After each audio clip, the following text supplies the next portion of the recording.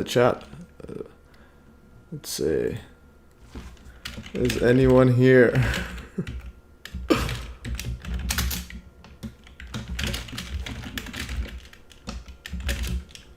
Alright. It says we have 0 people in here. Alright. So this chat, this live stream is gonna be pretty epic.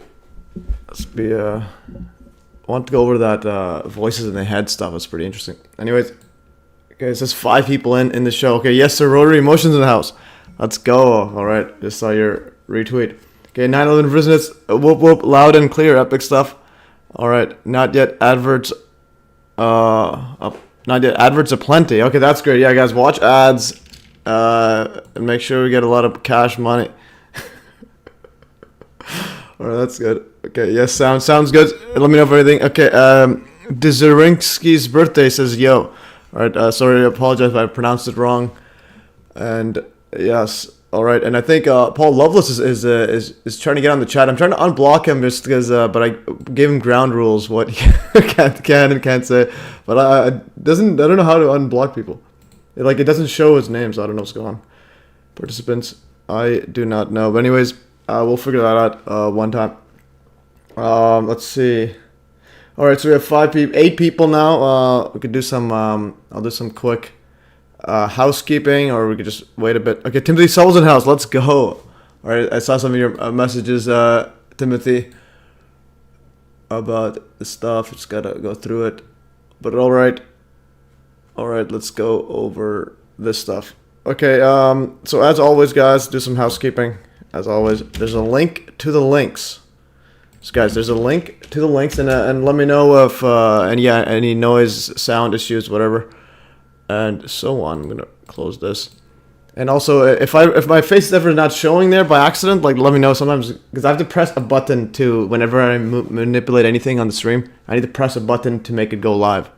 Okay, Ogford P Doggy, yes. All right, so there's a link to the links, guys, and let's see the MES links as always. The Catch Faust 9/11 podcast, Dr. Wood. Yeah, I saw clips of it on the Telegram that you shared. It is pretty interesting. Hopefully the guy goes fully on the thing. But I do like how he called out Richard Gage and so on. But you just got to get up to speed on the details of 9/11 and the cover-up as well. The cover-up is a big one. All right. So again, on go to MES links as always, links to links and so on. And yes, okay. Christopher Johnson house, Heidi. Let's go. Okay, epic stuff. Okay, we have 16 people. All right. We have a decent amount of people. Guys, links to links, guys, and the next one, become a super fan, guys, and you get emojis. So you pay $15 a month Canadian, or $3 American, and yeah, you get a bunch of badges, loyalty badge, and these other emojis. So, and you fill up my coffers with cash. All right, Restless Native says, bless up, Matt and chat, epic stuff. And let's see the other one. The next one, donate. Also donate here and throw a bunch of cash money at me and so on. Google Felix Dzerinsky. Okay, this guy's on to something. All right. Let's go to Felix Dzerinsky. July 20th, 1926. September 11th. Oh my goodness. All right. And he's Soviet revolutionary politician. It led the first 2 Soviet secret police organizations, and he's born on September 11th. All right, this is some epic stuff here. Okay, and he's died July 20th. That's a big year. When did JFK die? Or something happened July 20th. But anyways, Red Terror, architect of Red Terror. Okay, this is some very interesting stuff. All right, guys. See how do you pronounce it? I'm going to see if I can pronounce it here. Can you guys hear this audio? Felix Edmundovich Dzerzhinsky. Okay, see. I'll say it again. Felix Edmundovich Dzerzhinsky. Felix Edmundovich Dzerzhinsky. I have a 2.5 speed. Dzerzhinsky. All right, I think we got it. Stalin's right-hand man is born on 9/11. All right, what in the world's going on here? Oh, that's life. As you know, that epic stuff. Thanks for the €3. That's about $50 Canadian, I think. Epic stuff. All right, so we just this is 9/11. This is pretty epic stuff. I'm gonna save this one. All right, thanks for that info. Okay, birthday. 9/11 birthday. Stalin's right-hand man. Wow. All right, so that'll save that. The founder of modern-day terrorism. Man, this is some epic stuff, and this is some Aleister Crowley type black magic going on right here. Well, that's pretty much all of 9/11. All right, so we have, let's see, 19 people in the chat. Epic stuff. So we haven't even got started, and we already got bombshell info. That was more bombshell than I could have even grasped. All right. Okay, and yeah, so that's live now, as you know. Thanks for the cash money and joining in. All right, so let's see, and there's MES links Telegram. See the okay, so we had the link to there's a superfan link. Okay, there's a superfan link. There's donate button. I think we gave we already gave this one already. The next one is, what's the next thing on this thing? Okay, Telegram. So you go follow my Telegram is where I usually put everything first before I can like review it extensively and then post later. I thought my dad was a founder of modern terrorism. All right, yeah. So Ogford P. Doggy's he's questioning your claim there, Dzerzhinsky's birthday. Yeah, so apparently Ogford's dad is the founder of modern terrorism. Interesting. That is quite the dilemma. All right, can we go close this? All right, so yeah, anyway, donating PayPal, Super Chat, crypto, etc. All right, so the next setup is I'm going to stop talking over mics. That's good. Mute Telegram. Mute it. Okay, it's already muted, etc. We did this one earlier. Okay, then the next one, yeah, find my trip to John Nancy's Hodgson's lab. If I can, again, if I can get Nancy's approval somehow. All right, this is the best channel for real. All right, epic stuff. Thanks. This is quite the best channel. All right, the next one is, yeah, because remember, you guys were given like a preview of the Trump shooting, like literally weeks and a year before, even if you were paying attention.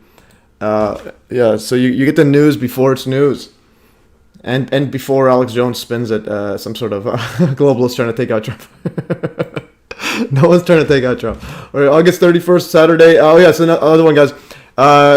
Here's a event we're gonna have. So August 31st, Saturday, 9/11. Yeah, 9/11 hangout session, live stream. We'll have that's live, but not as you know it. 9/11 revisited. Andrew Johnson may join the show as well, and so on, and then a few others. So that'll be pretty epic hangouts. So just before September, and then September 11th on a Wednesday, we'll have a 9/11 hangout and summary of evidence live stream. So that'll be pretty epic. Oh yeah, Angel White's next level there with the yeah, he gave it like he gave it in 2016. He was talking about the fake assassination and so on. So that was epic.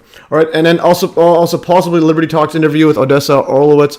I'm trying to get this one sorted. Okay, I think I forgot to I'll refresh this one. Okay, I'm gonna copy and then I'm gonna refresh. Okay, I think I forgot to because I did save it earlier.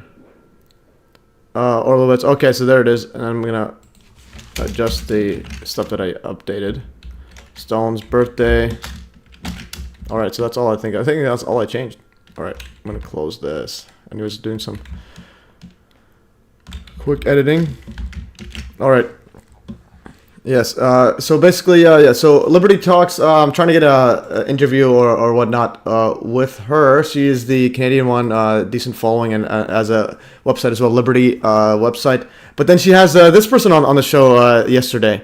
So 9/11 victims' families asked, and the 9/11 Commission would not answer or cover it up. Interview with author Ray McGinnis.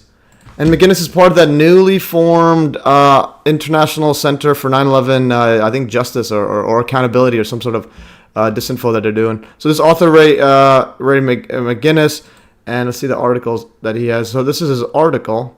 And again, we're literally 23 years after 9/11, and there's still this distraction going on here. So unanswered questions, what the September 11th families asked, the 9/11 Commission ignored. You need to do a stream where you just watch Kim Clement prophecies. Interesting. Is that the? I've heard about that guy. I gotta find. I'll look it up right now. So, anyways, this one here. So she's interviewing this person who's on this international justice nonsense, which is all about covering up 9/11, and again, all this text and so on, just to ignore the fact that towers turn to dust, like all this, like constant nonsense, and they're not gonna get anywhere ever. And then yeah, so this and then so this is the website here, And again, you can literally dispel all this nonsense with just like a single photo. So you go to MES links, you go to the scroll into the 9/11 one. You can or you could drop down, open 9/11, and go to this photo, before and after photo. This photo, this photo is more important than all this nonsense text they're doing. Before and after towers, this building 7 still there. At ground level, so towers turn to dust, literally blocking on nothing. Like it's like all these 500,000 tons of each twin tower is gone, and then these guys again, a whole bunch of text will get nothing 21 years later or 23 years later, and then to get to the real site, which we were hoping to get to launch, actually, you put an A in here, A. So IC911A.org, this is International Center for 9/11 Accountability. All right, the other one I think is for justice. Yeah, now we're holding those clowns to accountability, and we're hopefully to get everything posted on here. And this was 9/11 Revisionist idea and website that he has running in the making. There's also donate button, so throw some cash at him as well. All right, Kim Clemente. This her name is familiar. Kim Clement Prophecies. Okay, let's just see this. The Deep State, aka Chadab Lubavitch. Okay, interesting. This is this that South African? Let's see what this guy says. Kim Clemente. Oh, this guy I think is one of those prophecy guys. I've seen something from him. Let's see what that Donnie Darko guy that usually looks at these pretty in depth. Let's go Donnie Darko. Donnie Darkened. Clement. Let's see what he says. Usually on the ball with these stuff. Okay, the one-eye symbolism display on Kim Clement's book should tell you everything you know about him. He's a false prophet, perhaps evenly demonically possessed. Okay, this is him with the one-eye symbolism. All right, he's got some secrets of the prophetic, unveiling your future. All right, this might be a decent live stream actually. Let's see what some other stuff here. Okay, and now there's I think Trump's daughter-in-law or whatnot. Okay, Lara Trump, a right-wing prophetic movement who declared that God told her Donald Trump is a modern-day David and prayed that God will restore what the enemy has stolen from the Trumps. All right, let's play this. He's gonna do that. I don't really know, but it blesses me because he is appointed for this time, and no matter what the enemy tries to do, it's not going to stop what God has. We thank you for their guardian angels protecting them. We thank you, Father God, that we plead the blood of Jesus over each and every one of them because the enemy cannot pass that line, that bloodline. And we thank you, Father God, that you are restoring their name. You are restoring what the enemy is stolen. You are restoring to them, Father God, the positions that you have called them to be in, and there's nothing that Satan can do, and there's nothing that anybody he uses can do to keep them from their calling and keep them from their assignments, and we thank you for it. In Jesus' name, amen and amen. Okay. Oh my gosh, thank you so much. They mentioned the Trump part's at the beginning. That says David, and no, your father-in-law, he's called him his David.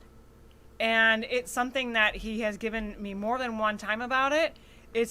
That says David, and no matter what, he will throw this stone, and he's going to take all the giants out at one time. And how God's going to do that, I don't really know. All right. And anyways, yeah. So you have to be very careful. You don't. If you're getting a vision saying that Trump is divinely inspired, you might be getting a demonic spirit or a CIA voices in the head. So again, actually, this does play. Okay, Kim Clement prophecies of Donald Trump.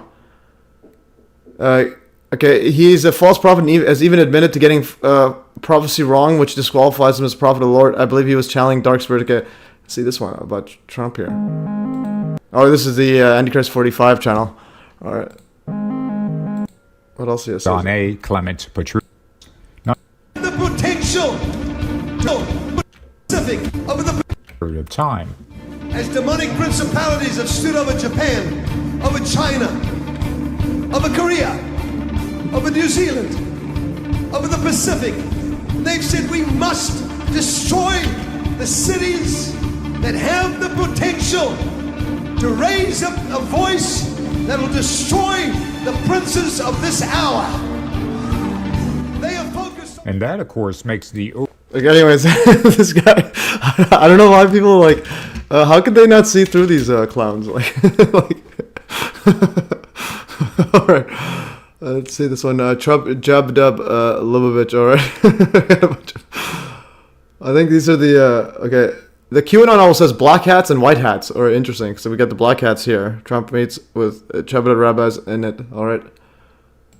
Alright, interesting stuff. Okay, we got the fedoras and so on.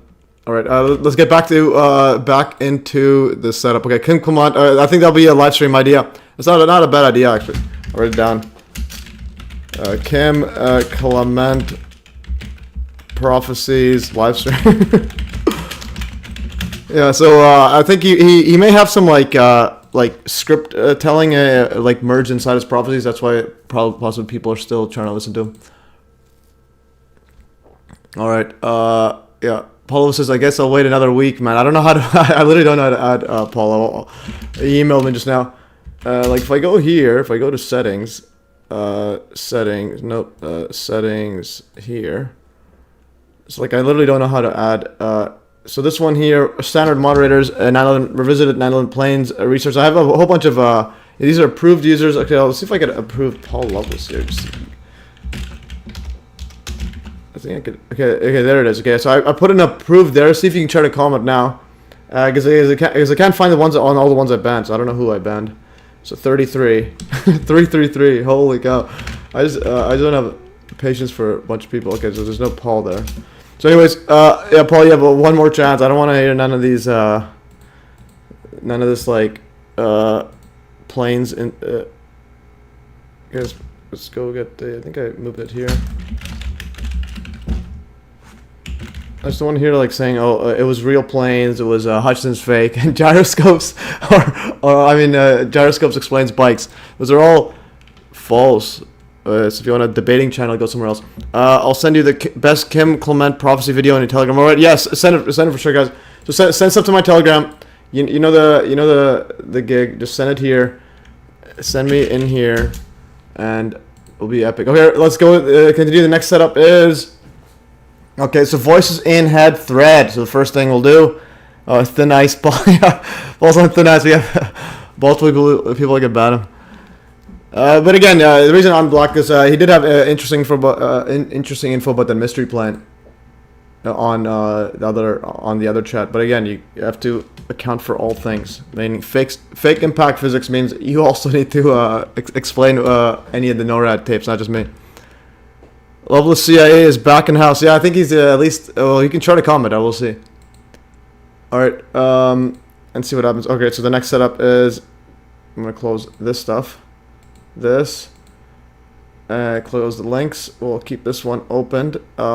This closes victims, families, mumbo jumbo. I'm like 9/11 means all the world is victims for yeah, everyone in the world is a victim for literally millennia. They got free energy suppression. It means you're working for no reason.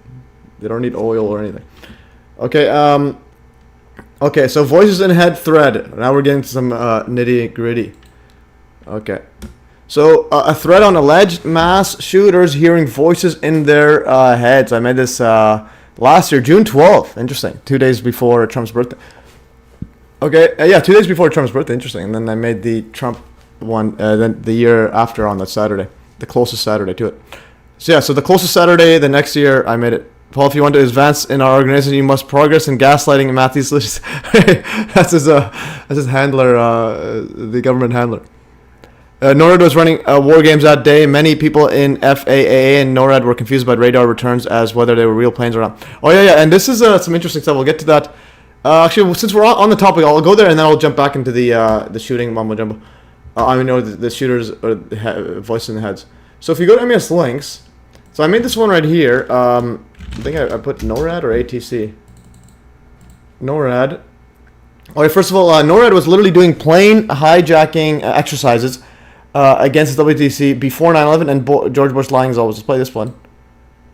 Wait, I gotta unmute this. Example of where, despite, we're going to take. Okay, I'm gonna keep muting this one. I'll move this open. Open YouTube. We're going to take a closer look tonight at another example of where, despite the conventional wisdom, there were people in the United States who actually were preparing to defend against the kind of attacks which occurred here on 9/11. The North American Aerospace Defense Command, NORAD for short, has been defending the skies over the U.S. and Canada for almost 50 years, 46 to be precise. USA Today reports that in the 2 years before the attacks on September the 11th, NORAD conducted exercises using hijacked airliners as weapons. And one target was the World Trade Center. We knew he hated us. But there was nobody in our government, at least, and I don't think the prior government that could envision flying airplanes into buildings. Such a lot. Such a massive scale. But that turns out not to be true. U.S. military planners did envision and practice those very scenarios. As reported by USA Today, the North American Aerospace Defense Command, NORAD, conducted exercises with fighter jets, simulating hijacked planes flown into the World Trade Center in the 2 years before the attack. All right, yeah. So, so George Bush literally lying to everyone's face there. It's like they're planning it, but not just 2 years. This was the other event here, Osama. Saying this is why I always go on MES Telegram. So now we're talking 3 months before.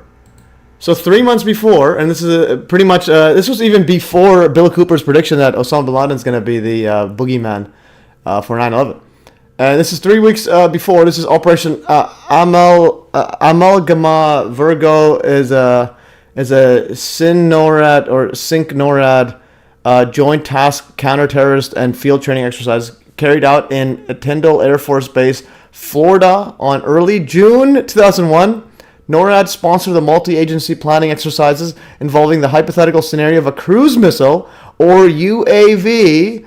Well, this is an unmanned aerial vehicle launched by a terrorist group. Key military players involved in the exercise also included personnel from the 1st Air Force Battalion, the U.S. National Guard, the U.S. Reserves, and the U.S. Navy. This was June 1 to 2nd document. There's Osama bin Laden. They got some drones looking like those alleged planes on 9/11. So here's some the PDFs in there. So yeah, so 3 months before 9/11, on June 1st to 2nd, 2001, the U.S. Air Force had a military planning exercises about a scenario in which a cruise missile or unmanned aerial vehicle UAV was launched by terrorists. The cover photo for the report was the patsy, not just a patsy, the patsy Osama bin Laden. Even Saddam Hussein makes an appearance in another slide. The scenario involves a warship launching a plane-like drone and shows an explosion at 2 large twin-like towers at Panama City Beach, Florida. Only thing missing was the holographic cloaking aspect used on 9/11. The scenario, or the likely holographic cloaking used on 9/11. The scenario also discusses the current state of the UAP market and finishes off with an exercise about a large commercial plane getting hijacked and flown into the White House. Yeah, this is Trump's book in 2000 talks about terrorists attacking the U.S. and hiding caves. Yeah, definitely.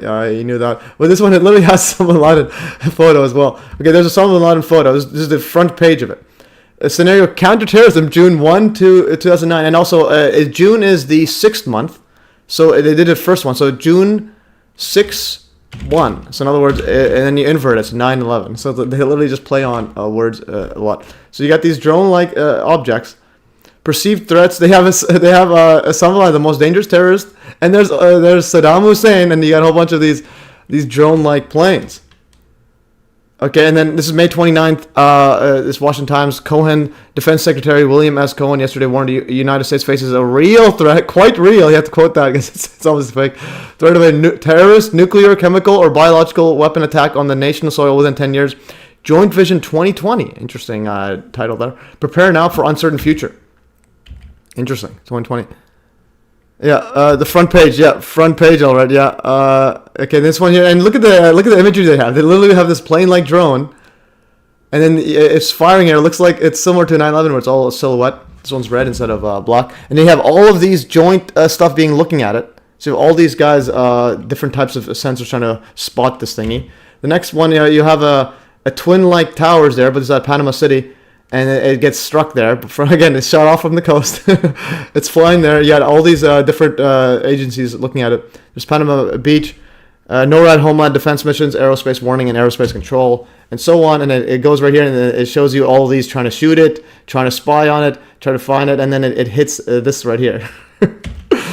All right, federal flight rules eyed for unmanned aircraft right here. Predictions are that the U.S. may be operating as many as 2,000 UAVs in 5 to 10 years. The market is ready to explode. And then another one, everyone participates, ANR, CANR, WAADS, NEADS. So White Force augmentation. They even have a Boeing-like plane being hijacked hijack scenario. And this one is coming off from this side and then attacking the White House. And the White House, the only one that wasn't hit because they had the fake, the passengers defending, like fighting off the fake people there. Yeah, fighting off the fake hijackers and then crashing in the fake Shanksville and the fake event on the fake. Anyways, yeah, so right here. Okay, and then this one is the cell biology mainstream. Anyways, yeah, and there's the. If you click this one, you go to the Wikipedia. It's on Wikipedia. It's like, why is there only one like 2 paragraphs? This should be on front page wiki, saying like, how did they predict this? Again, it's like they did all these efforts, but then exactly what they were worried about happens. Okay. And then a whole bunch of stuff here. They literally planned every single aspect of 9/11. And there's more documents on here. Here's the actual PowerPoint PDF. And they describe everything. Okay, and there it is. And then going back here, if I go click on that cloaking aspect. Again, this one, it's like, this is supposed to be visual. I mean, it's supposed to be radar cloaking, but the imagery they use in this government video is literally looks like, again, my opinion, 9/11. I think Mark Conlon believes it was some sort of drone possibly projected it, but I'm saying I think the drone was inside the object as it's projecting. So I'll show a couple of things here. They're good. Got to give them. Yeah, they are very good. But the thing is, if you have like billions in black budget, you'll be good at whatever task you're trying to do. If you give me $1 billion, all right, and no accountability, like no like people looking at what I'm doing. And you tell me like do X, Y, Z, we'll be able to do that over many people we step along the way. So yeah, that's basically what I mean. So basically, if you have a whole bunch of money and no accountability and no morals, you can achieve a whole lot of stuff. This is not Mystery Plane. Well, I think Mystery Plane's too far because they have NORAD one. Listen to it. He was thinking possibly a smaller drone that's like flying by that nobody saw, or even that was. Okay, this one here, I'll play this video. This is January 10th, 2015 video about the U.S. Air Force Miniature Air Launch Decoy Jammer MALD. Can mimic the radar signatures of any aircraft, even creating a ghost field of jet aircraft to confuse enemy radar. Interesting that the imagery they use to convey this capability is of a hologram-like cloaking of a missile/drone. Reminds me of the 9/11 planes, or the quote planes. Let's play. Yeah, again, this is. Yeah, I think we're pretty much getting right into the teeth of it. Let's play this one. Weighs less than... The miniature air-launched decoy, or MALD, weighs less than 300 pounds and has a range of approximately 500 nautical miles. MALD can be launched from a range of aircraft, from B-52 bombers to F-16 fighters. MALD can autonomously fly a pre-planned route and use its signature augmentation system to mimic the radar signatures of a range of aircraft, from bombers to stealth fighter planes. MALD could also mimic the radar signatures of a formation of bombers or fighter jets to distract the enemy's defense system, while radar-seeking F-16J Wild Weasels follow behind and destroy the enemy's radars and surface-to-air missile sites.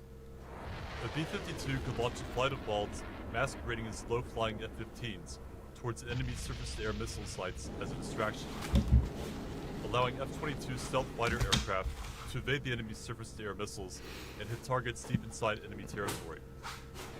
A newer version, called MALD-J, was delivered in 2012. In addition to MALD's decoy functions, MALD-J can also spoof and jam enemy electronic systems. MALD-J is also equipped with a radio data link. MALD-J can send situation awareness data to the battle manager, who can use this information to adjust MALD-J's mission while in flight. Holy, okay, yeah, epic stuff. And then, so I got this actually from That's Life, but as you know it, and he says seemingly it can even mimic sound. Interesting. Yeah, that's quite the advanced tech right there. Pennsylvania, there is no plane. Yeah, yeah. The Shanksville one is just a crater. Actually, I sent some messages here. I'm going to open up here. Yeah, this one here, I think is also, yeah, so I think it was Flight 911. Let's go Pentagon. No, not Pentagon, Shanksville. So the Shanksville one's very interesting. I posted this a while ago. I'll have to download the video. Make sure you download. A lot of these videos are sensitive, like to get deleted, and then it's gone. So this is this is the crater in the ground, and I gotta find that. Let us never tolerate outrageous conspiracy theories concerning the attacks of September the 11th. Malicious lies that attempt to shift the blame away from the terrorists themselves. Such a creep, this guy. Away from the guilty. No piece of wreckage was larger than a telephone book. No identity. Wait, listen to what he says. Listen. No piece of record is larger than a telephone book. Wreckage was larger than a telephone book. No identifiable bodies were found. It's just a crater. Moments before Flight 93 crashed here, a passenger managed a cell phone call to the local 911 dispatcher. The debris here is spread over a 3 to 4 mile radius, which has now been completely sealed off and is being treated, according to the FBI, as a crime scene. Like, where is the plane? No bodies. Tiny stuff right there. Let's see. We're getting some other messages. All right, this is epic stuff here. Ridge made some remarks earlier at a press conference. He had tiny bits of debris there.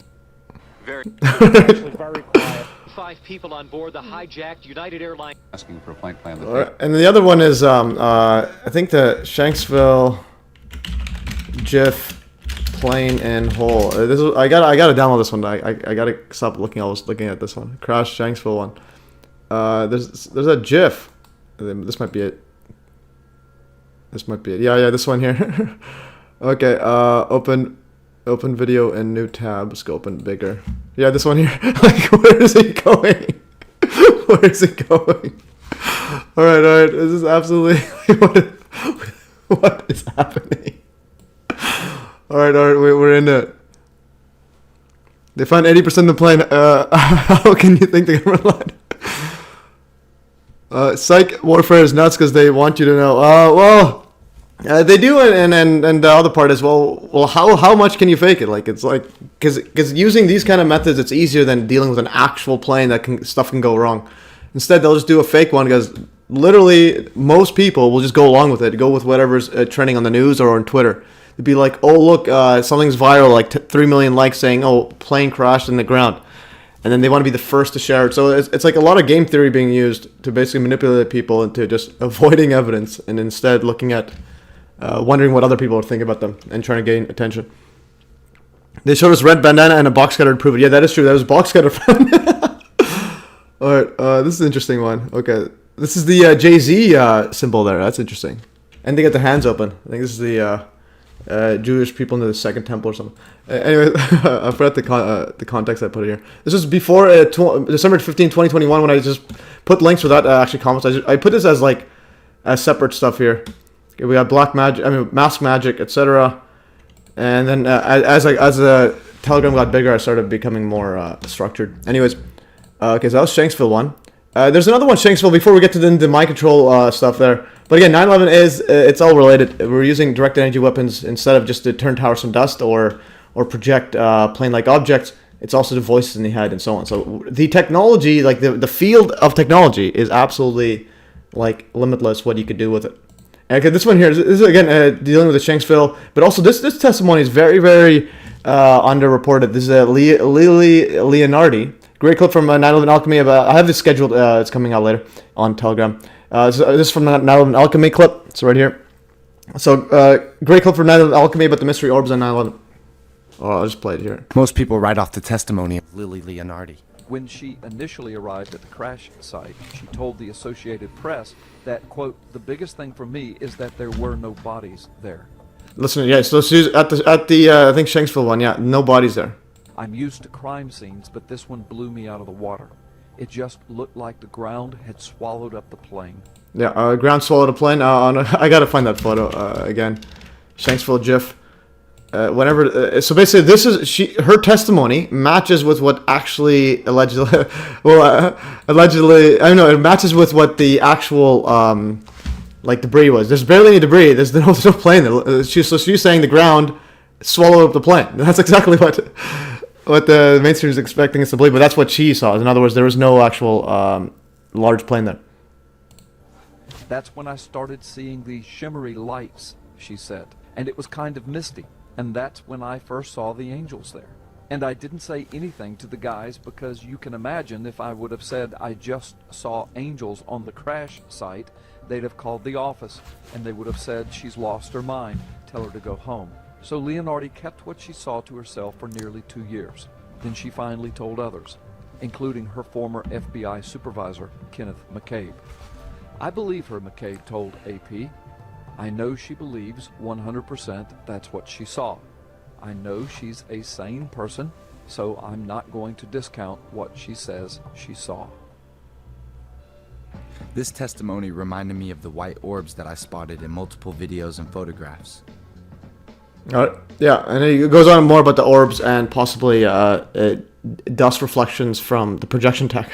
But the other one there, about the Shanksville one, where she's seeing like weird angel-like orbs floating around the tiny hole there, or just the hole in the ground with nothing there.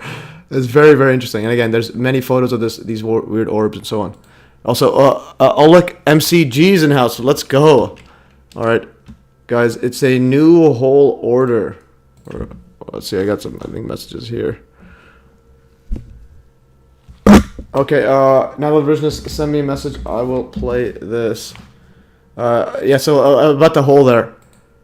FBI also said there was nothing at first. 3 minutes edit. Let's play this. Okay, I think it's unmuted. Okay, why isn't it playing? Okay, yeah, I think because maybe your video is pretty big. Make sure it's like compressed. Okay, it's not playing. If you have a link to somewhere else, maybe your Telegram, maybe your because I'm using the web version. So web version, it's not as it has to like download real time. It's a bit slow. I'll just keep it open. Anyways, it's not playing. So yeah, either compress it or give it a link to your Rumble or whatnot, something that has it automatically compressed. Okay, same with the hospitals, all waiting, uninjured and dead coming from the towers. They'll be still waiting today. Yeah, that is for sure. All right, guys. We're gonna. I'll keep that going until it plays, but I'm gonna close this one. This emoji. We gotta save this emoji forever. I'm just gonna copy this. Save video as, or just copy link. I'll just copy this in here. Yeah. I have a bunch of data stored, and I do need to save this one. This is Shanksville GIF. This one is that's a very, very important like GIF for persuasion and stuff. All right, and again, yeah, let's see if it plays now. Play it. Yeah, I don't know why it's not playing. Again, it might be the file, it might be just too big. Or unless I put it on this Telegram here, I opened it up here. Oh yeah, it's 140 megabytes. All right, so I opened it up on my desktop. Let's see if it plays. Okay, there it is.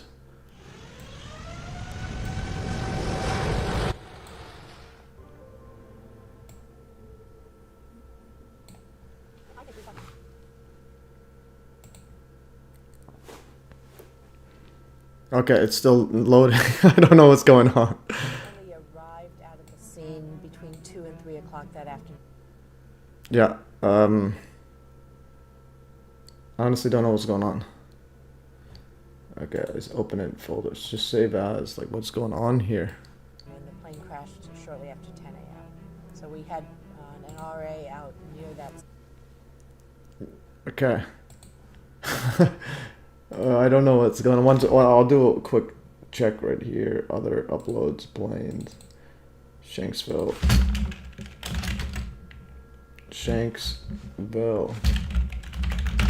I'll just download it and play it directly on the.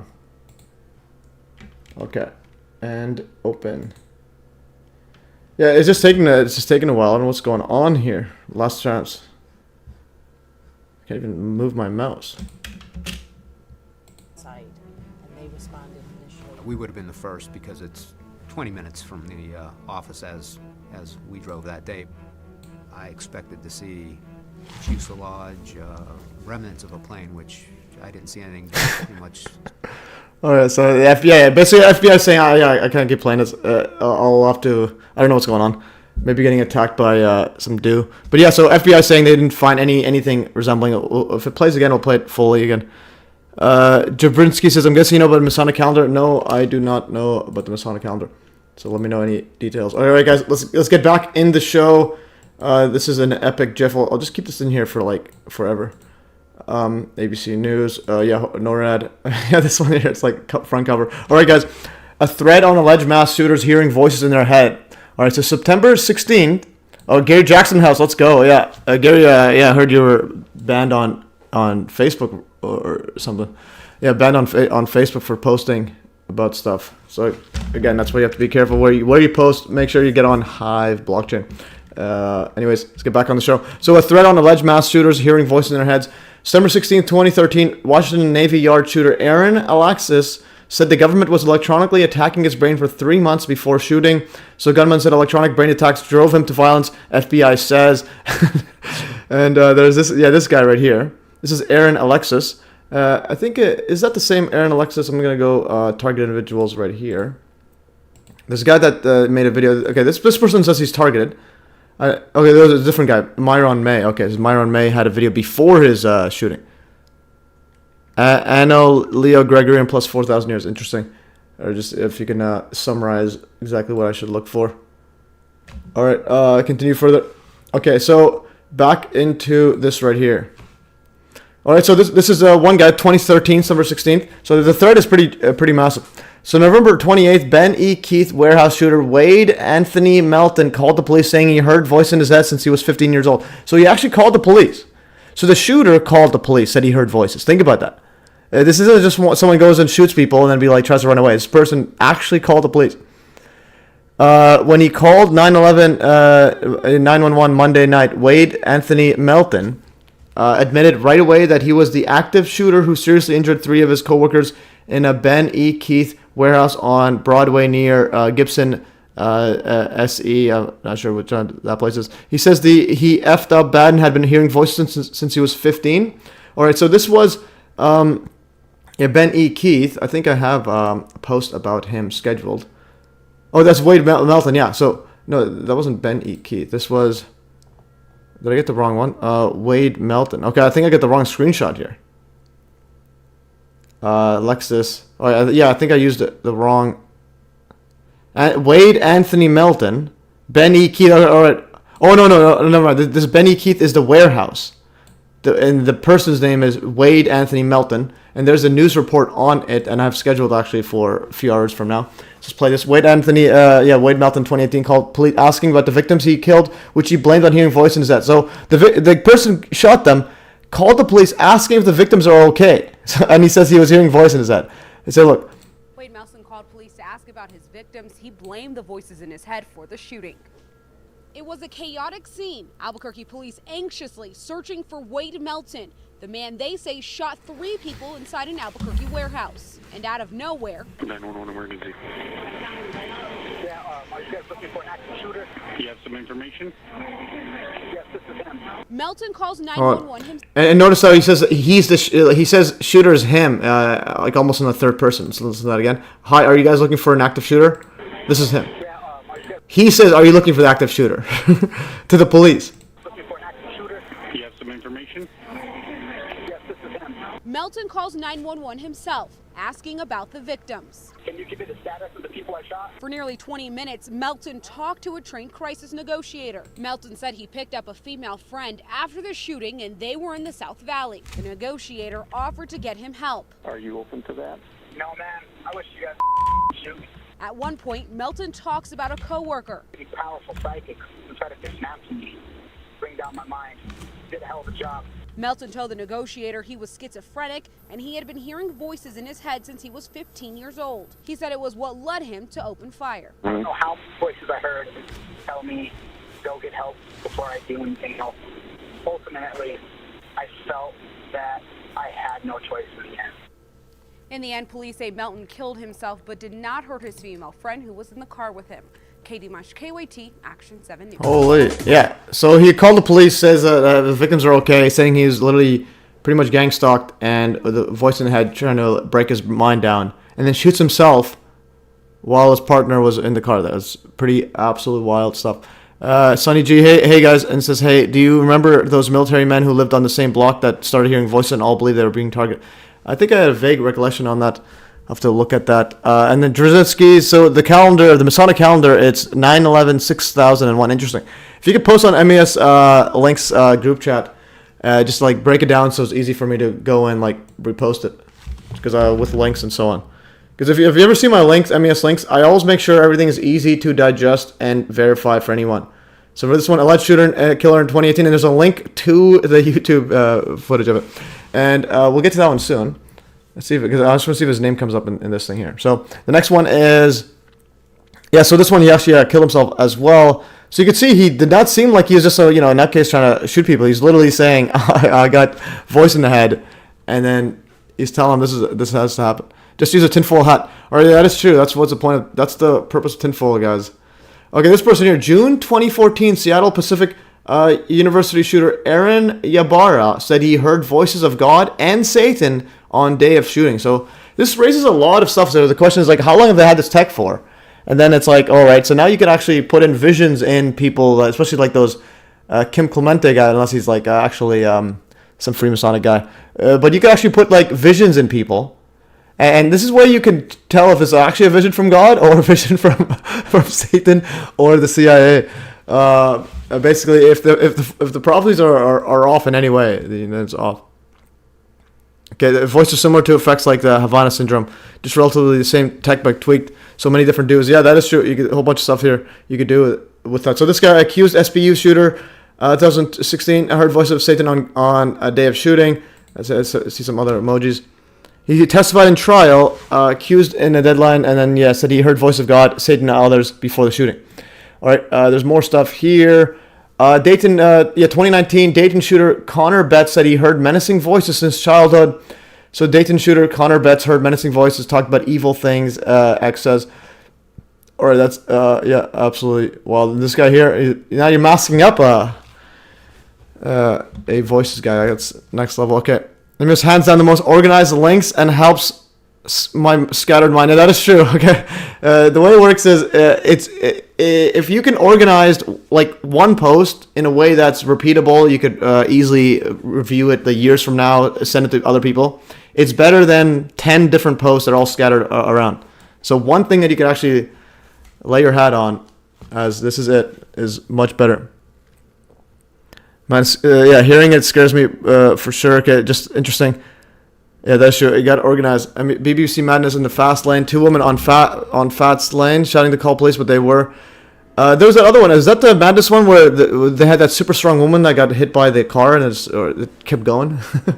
All right. Anyways, July 26th, 2021, Southern California movie theater shooter Joseph Jimenez said voices in his head told him his friends and family were going to be killed if he didn't shoot up the movie theater. So imagine you're a kid. Remember, a lot of these are just kids hearing this, and a lot of them usually have other mental disabilities, where now it's like where they maybe don't have the mental functionality to like realize they're being targeted by actual government setup, or even if they did, like how do you go about and like telling other people without sounding nuts?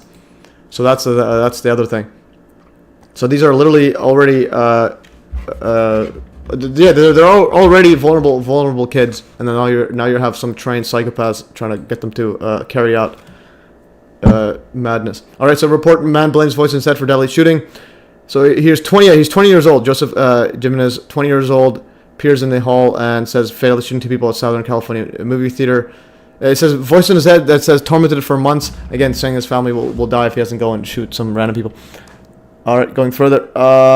February 14, 2018, Parkland High School shooter Nicholas Cruz said voices in his head told him to shoot people. So another guy, Parkland shooting suspect, says he heard voices in his statement to investigators. Nicholas Cruz said voice in his head urged him to hurt people as he expressed suicidal urges and described deeply troubling thoughts. Okay, you have to listen to Dr. Robert Duncan. He created Voice Skull, and he was a whistleblower and died recently. Interesting. We'll add this there. Thanks for that info, Nance Hardwick. All right, I'll add this here. So we'll see if we have time. We'll go at the end, but I'll keep that for my notes. All right, Parkland shooting suspect. Yeah, so he heard voices. In a statement to investigators, Nicholas Cruz says, he urged people to hurt people, has expressed suicidal urges and described deeply troubled thoughts. All right, again, a lot of these are just kids.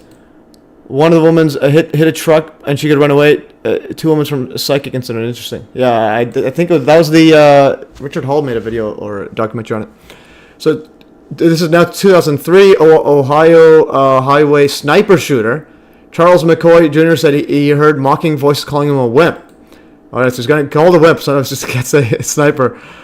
So Charles McCoy, 29, admitted firing the shots in 2003, 2004 to quiet voices mocking in his head, but plead innocent by reason of insanity to aggravated murder and 23 other counts. His death penalty trial ended in a mistrial. Interesting. Yeah, so he shot at cars to quiet voice in his head that called him a wimp. Interesting. So now you had, like, the cars are calling him, so you can literally make it so that objects are calling him stuff.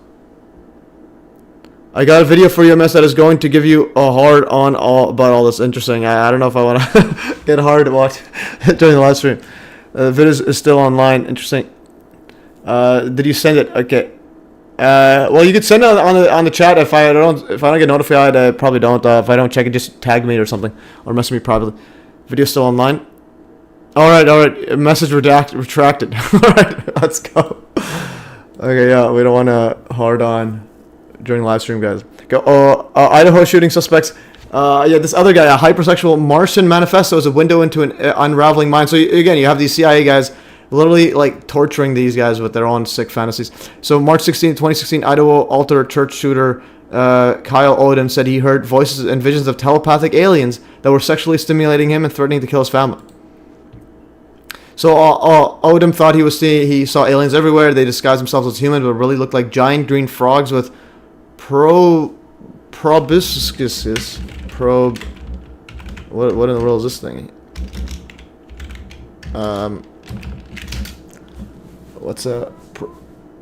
I think this is elongated appendages. Okay, so there's things sticking out of their ears, like the these thingies. Okay, so they got a bunch of like antennas or whatever. All right.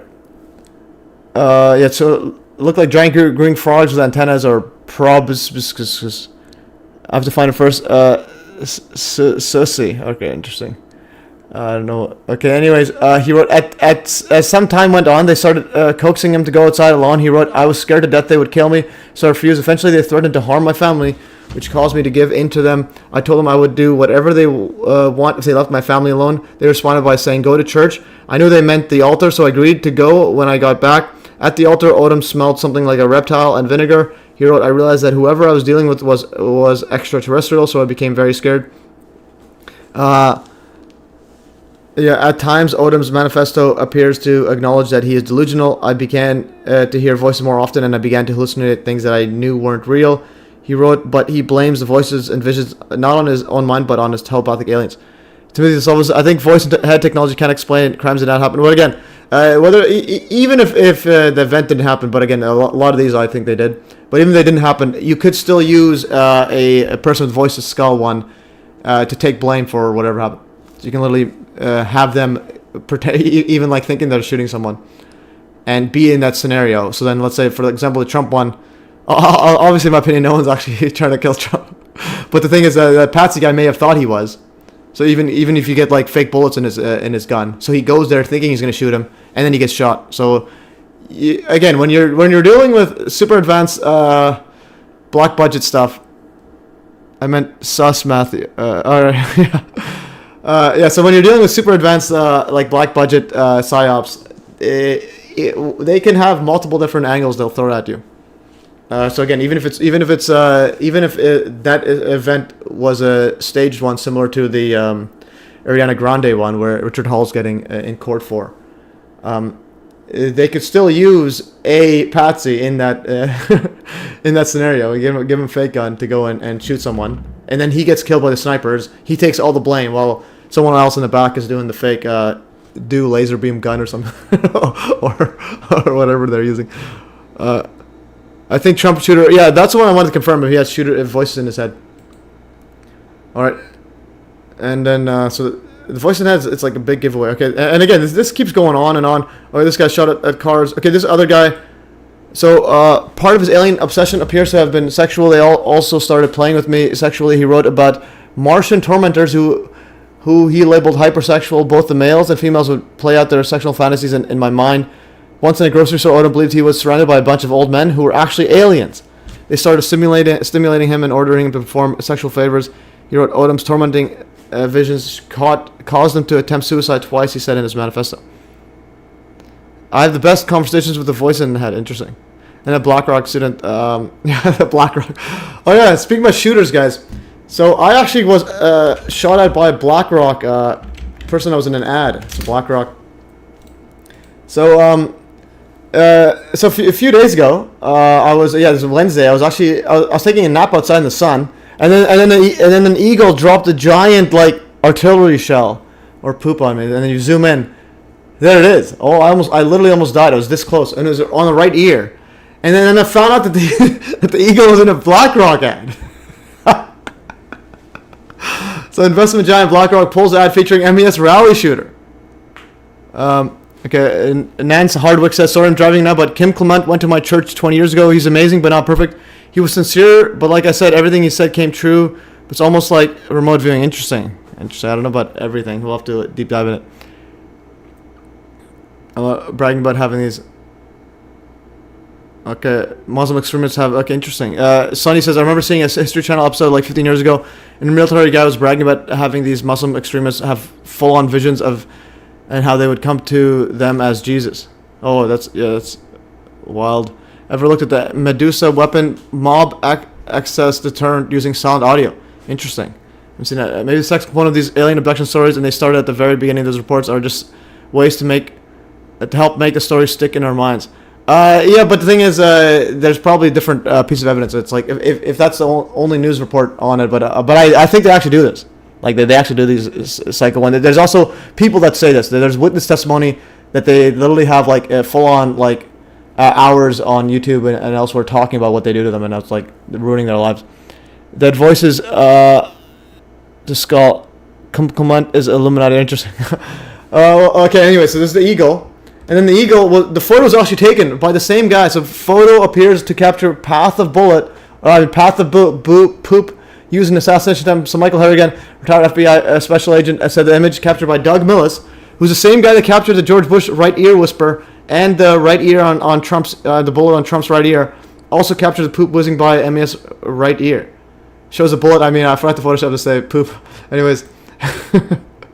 So there's the poop in slow-mo. It's actually being caught. It's epic. Epic stuff, guys. All right, so now let's get back on the stuff here. Anyways, so Kentucky school shooter says he's still hearing voices. So December 1st, 1997, Heath High School, Kentucky. This is 1987, guys.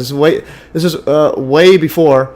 Shooter said he heard voices in his head telling him to shoot up a crowded high school.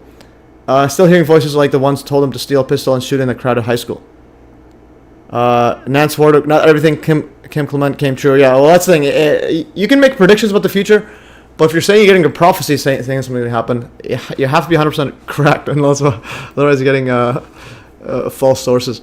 So February 13th, 2023, Michigan State University MSU shooter Anthony Dwayne McRae heard voice in his head and then turned evil after mother's death. So this one here, after his mother's death, they turned evil. Family MSU gunman heard voices, turned evil and mean after mother's death. So the man who killed 3 students and injured 5 more at Michigan State University before taking his own life struggled with mental illness that worsened after his mother's death. Family said, mental illness is a real thing. We as the McRae family apologize that this had to happen, and so on. It's March 14th. Again, I can keep going on and on. Sue Cleveland High School in Rio Rancho, New Mexico shooter Joshua Owen said voice in his head told him to shoot up the school. So voices before shooting. Police said a 16-year-old boy accused of firing a gun at New Mexico High School told officers 11 months prior. So he told officers literally 11 months before, told him to shoot up the school. Voices were telling him to shoot up the school. So, yeah. So they knew all about that. And then adding to this hearing voices thread, former news anchor, this is the Dan Rather one, said he was beaten and mugged on October 4th, 1986, while constantly being told, Kenneth, what is the frequency? So this was October 4, 1986. While walking along Park Avenue to his New York apartment, Dan Rather was attacked and punched from behind by a man who demanded to know, Kenneth, what is the frequency? While second assailant chased and beat him. As the assailant pummeled and kicked Rather, he kept repeating the question. In describing the Kenneth, what is the frequency? In describing the incident, Rather said out, I got mugged. Who understands these things? I didn't know, and I don't know. I didn't make a lot of it at the time. And I don't know. I wish I knew who did it and why, but I have no idea. Until the crime was resolved years later. It's not really resolved. Dan's Rather's description of the bizarre crime led to some doubt the veracity of his account.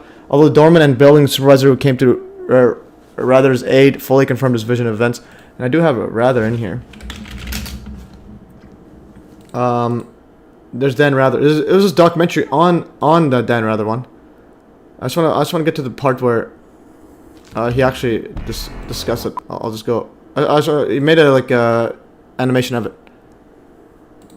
Dan, the man with his Brooder home video. Oh, yeah, he actually has a Brooder home. Interesting. Let's see this Kenneth, what's the frequency one? Let's play the whole thing. How he got it. Dan Rather report news. Okay, there's Dan Rather.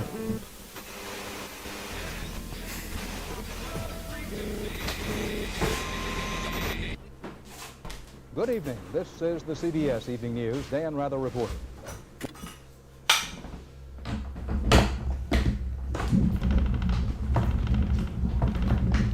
On Saturday, the 4th of October, 1986, at around 10:43 p.m., 54-year-old TV anchorman Dan Rather was walking home on the Upper East Side of Manhattan after finishing a dinner with an associate at 1095 Park Avenue, 89th Street.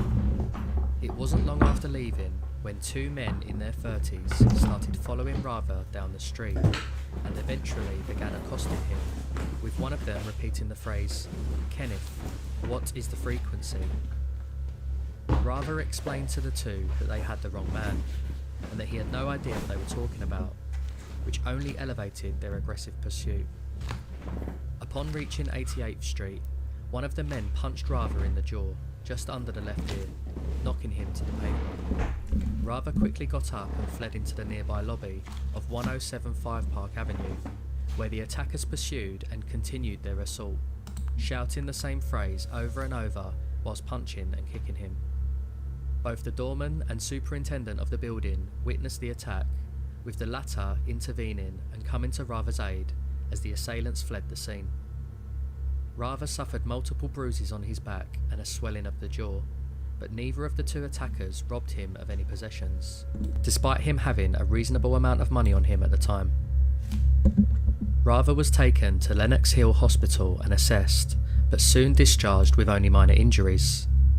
He told police and detectives that one of the men who attacked him was 6 foot tall, had dark hair and a moustache, and both were well dressed, wearing a dark suit, white shirt and black tie.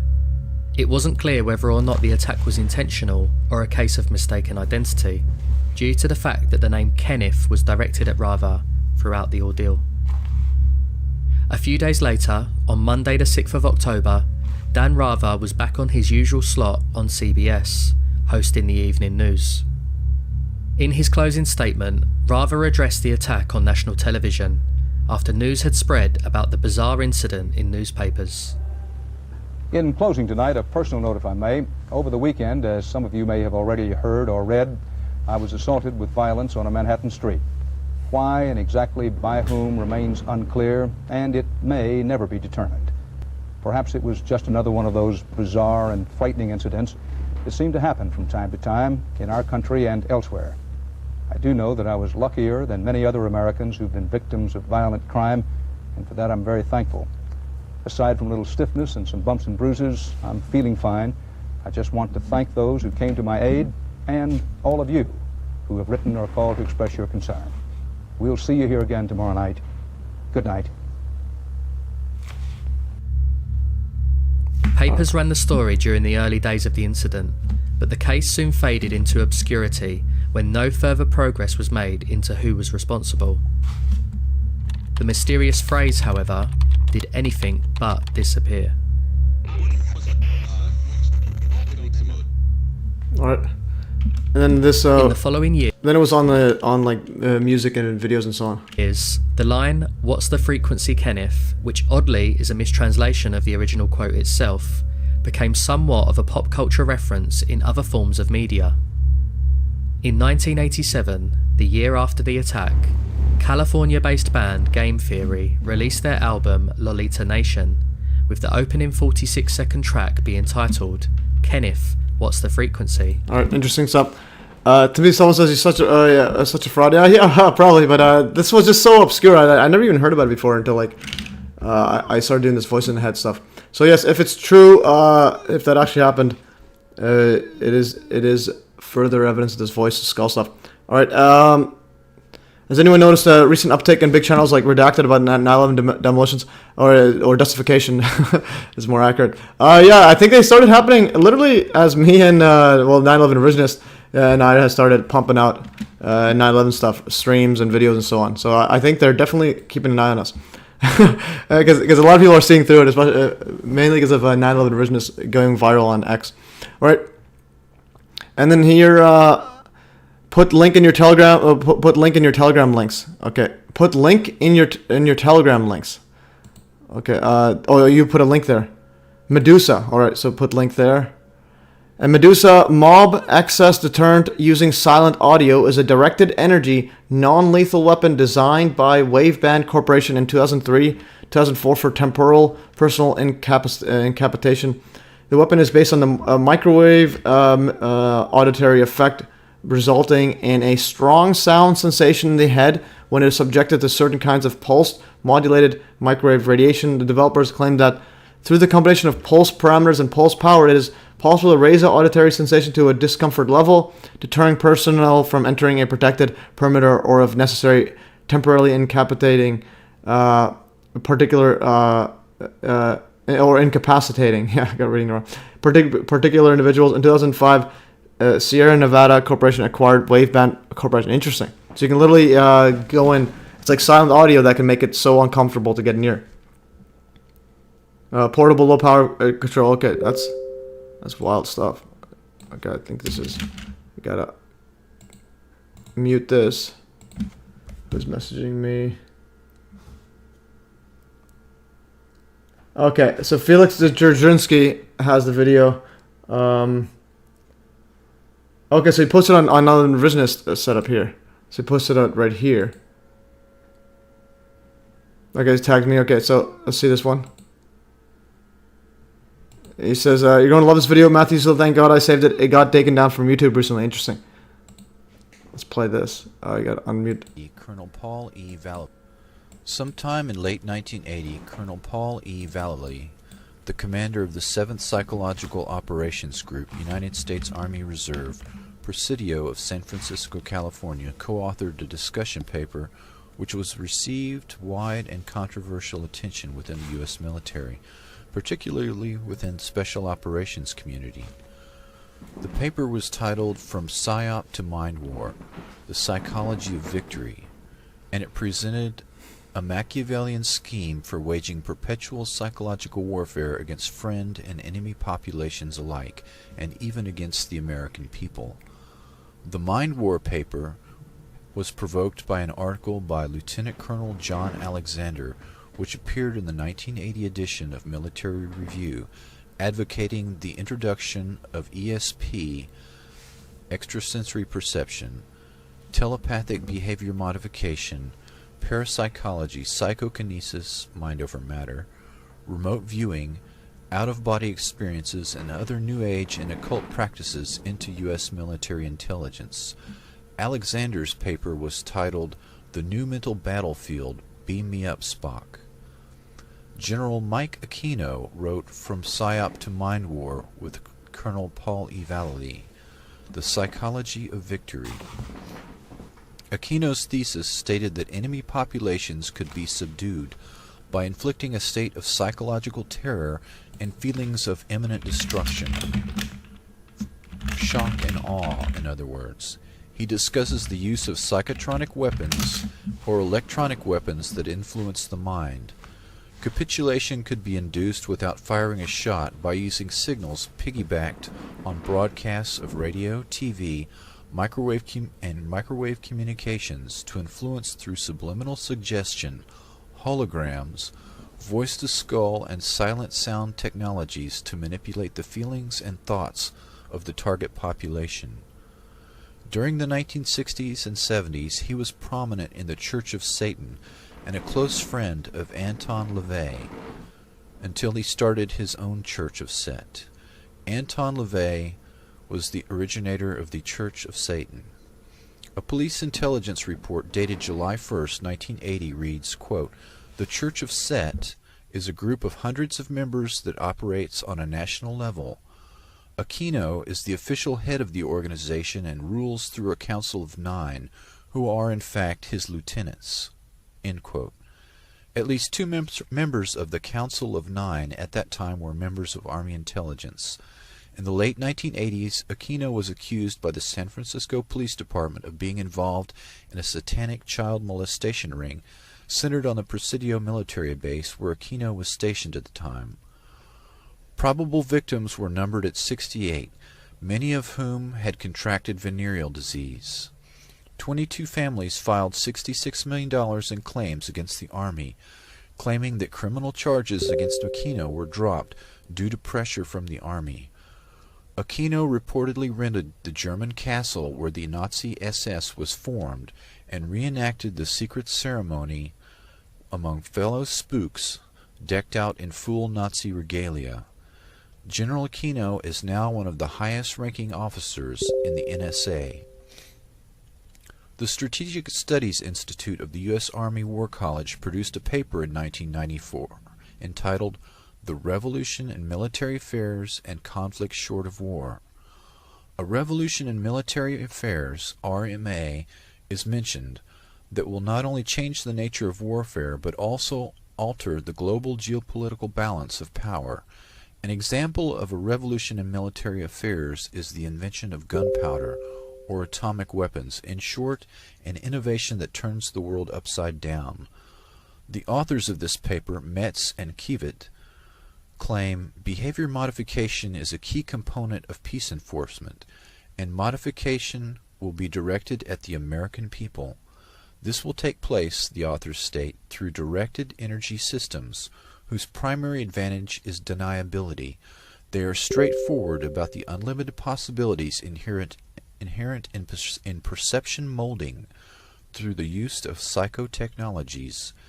Anyone who objects to this kind of mind warping will be identified using comprehensive interagency integrated databases, unquote, then categorized into, quote, computerized personality simulations, which will be used to develop, tailor, and focus psychological campaigns for each, unquote.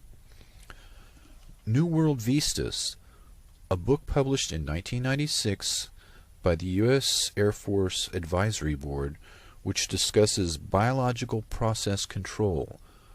We will have achieved a clear understanding of how the human brain works, how it really controls the various functions of the body, and how it can be manipulated both negatively and positively. One can envision the development of electromagnetic energy sources, the output of which can be pulsed, shaped, and focused, that can couple with the human body in a fashion that will allow one to prevent voluntary muscular movements, control emotions and thus actions, produce sleep, transmit suggestions, interfere with both short-term and long-term memory, produce an experience set, and delete an experience set. It would also appear possible to create high-fidelity speech in the human body, raising the possibility of covert suggestion and psychological direction. When a high-power microwave pulse in the gigahertz range strikes the human body, a very small temperature perturbation occurs. This is associated with a sudden expansion of the slightly heated tissue. This expansion is fast enough to produce an acoustic wave. If a pulse stream is used, it should be possible to create an internal acoustic field in the 5 to 15 kilohertz range, which is audible. Thus it may be able to talk to selected adversaries in a fashion that will be most disturbing to them, unquote. It also discussed in the creation and broadcasting of alternate realities. The concept of imprinting an experience set is highly speculative, but nonetheless highly exciting.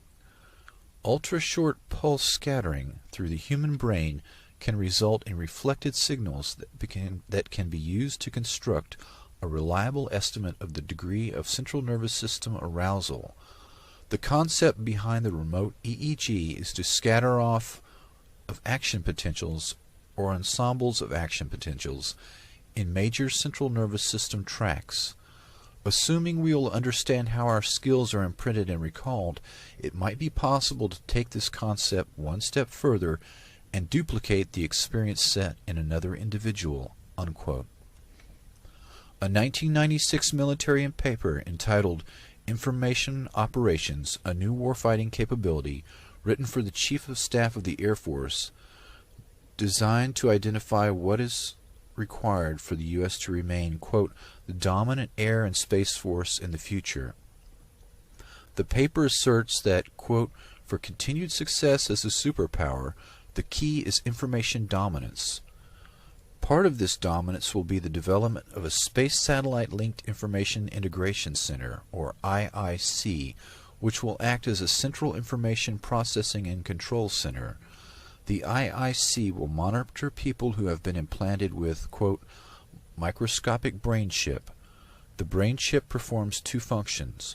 First, it links the individual to the IIC, creating a seamless interface between the user and the information resources, in-time collection data, and archival databases. In essence, the chip relays the processed information from the IIC to the user. Second, the chip creates a computer-generated mental visualization. Quote, implanting things in people raises ethical and public relations issues, unquote. In the future, the civilian population will likely accept an implanted microscopic microchip that allows military members to defend vital national interests, unquote.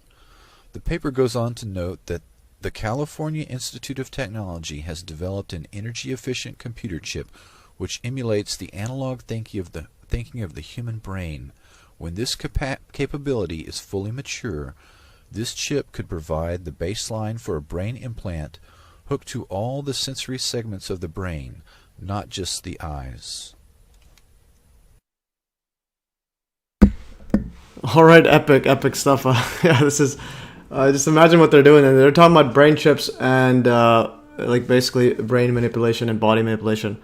Way before now, it's getting mainstream. There was a Neuralink and so on. So it's epic stuff. Okay, and then so 9/11 Revisionist sent 4 videos. We'll play. I'll play some of those as we go on. I'll keep those in there. See, because we just spent 9 minutes, 4 minutes. Okay, we'll play some of that soon. I just want to continue further here. I'm gonna post this Medusa stuff here. Now this is some epic stuff here, and then let's see some discussion here. Timothy says maybe all just high level above the 33 degree Freemasons having Lucifer fun. I think it's all run by whoever runs the Western European banks. Well, yeah, and then this guy, yeah, Drzynski says Bill Cooper says he found up to 99 degrees. Interesting. Yeah, the satanic stuff is very interesting. It's like from a moral perspective, it's like they follow the Luciferian setup there, where knowledge is like pretty much like that is the morality.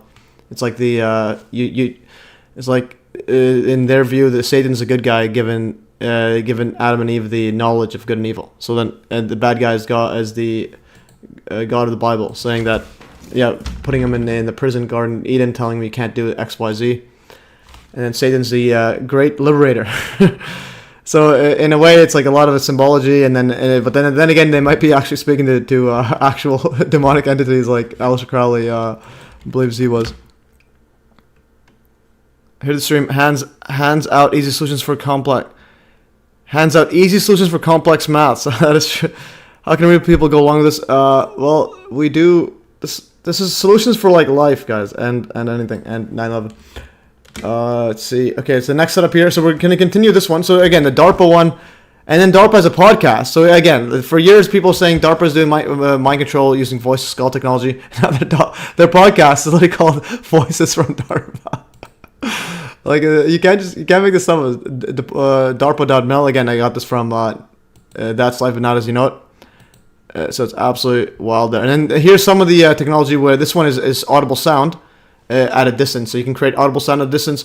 And the other one is that electromagnetic waves that actually gives a sensation of sound that's different from the actual vibration of ears. But this one is this one.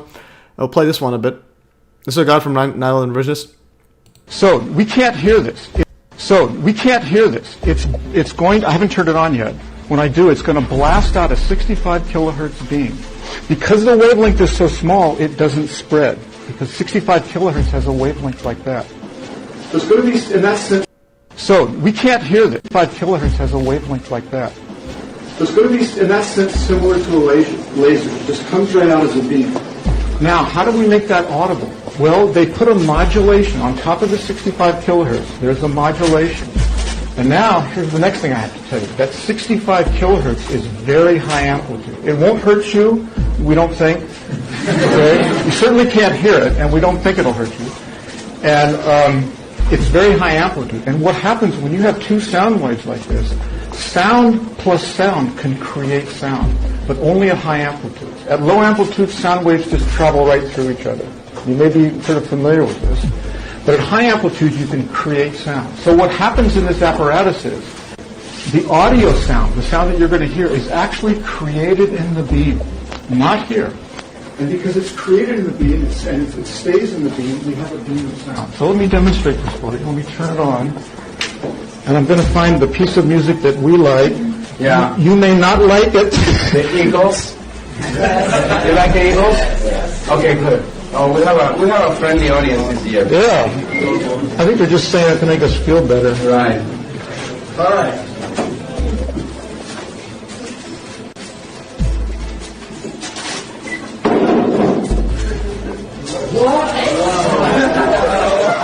It's worth the $2,000. It's not our money. Now, the sound that you're hearing is being created in this beam. It almost sounds like it's coming from your head. So let me try to scan the whole audience here so everybody gets to hear this. Absolutely remarkable. Pete, are you getting it?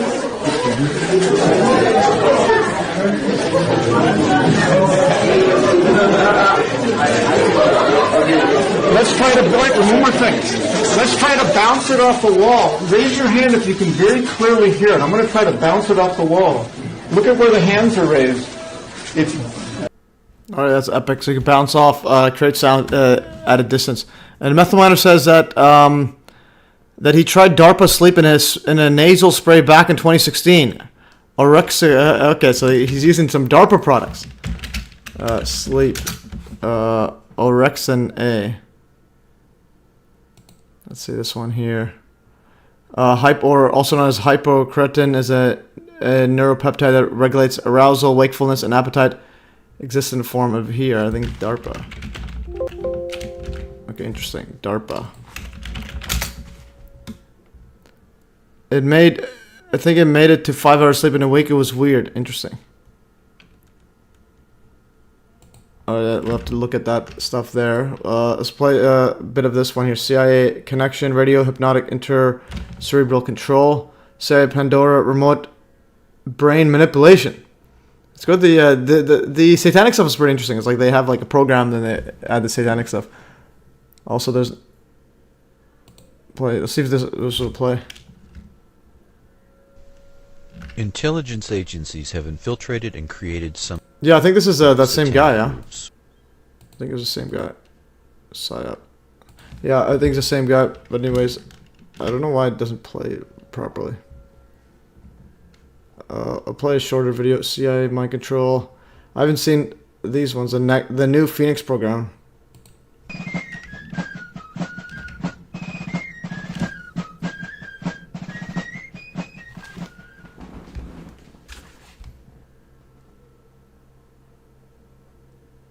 The Vietnam War was the formative experience for a generation of CIA and military intelligence personnel involved in the Phoenix program.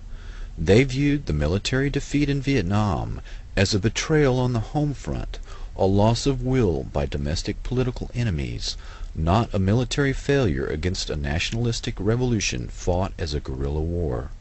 The Phoenix program, assassinating suspected VC sympathizers in a systematic manner, worked well and is the blueprint for the current black operation targeting thousands of loyal Americans using state-of-the-art microwave and radio frequency radiation weapons.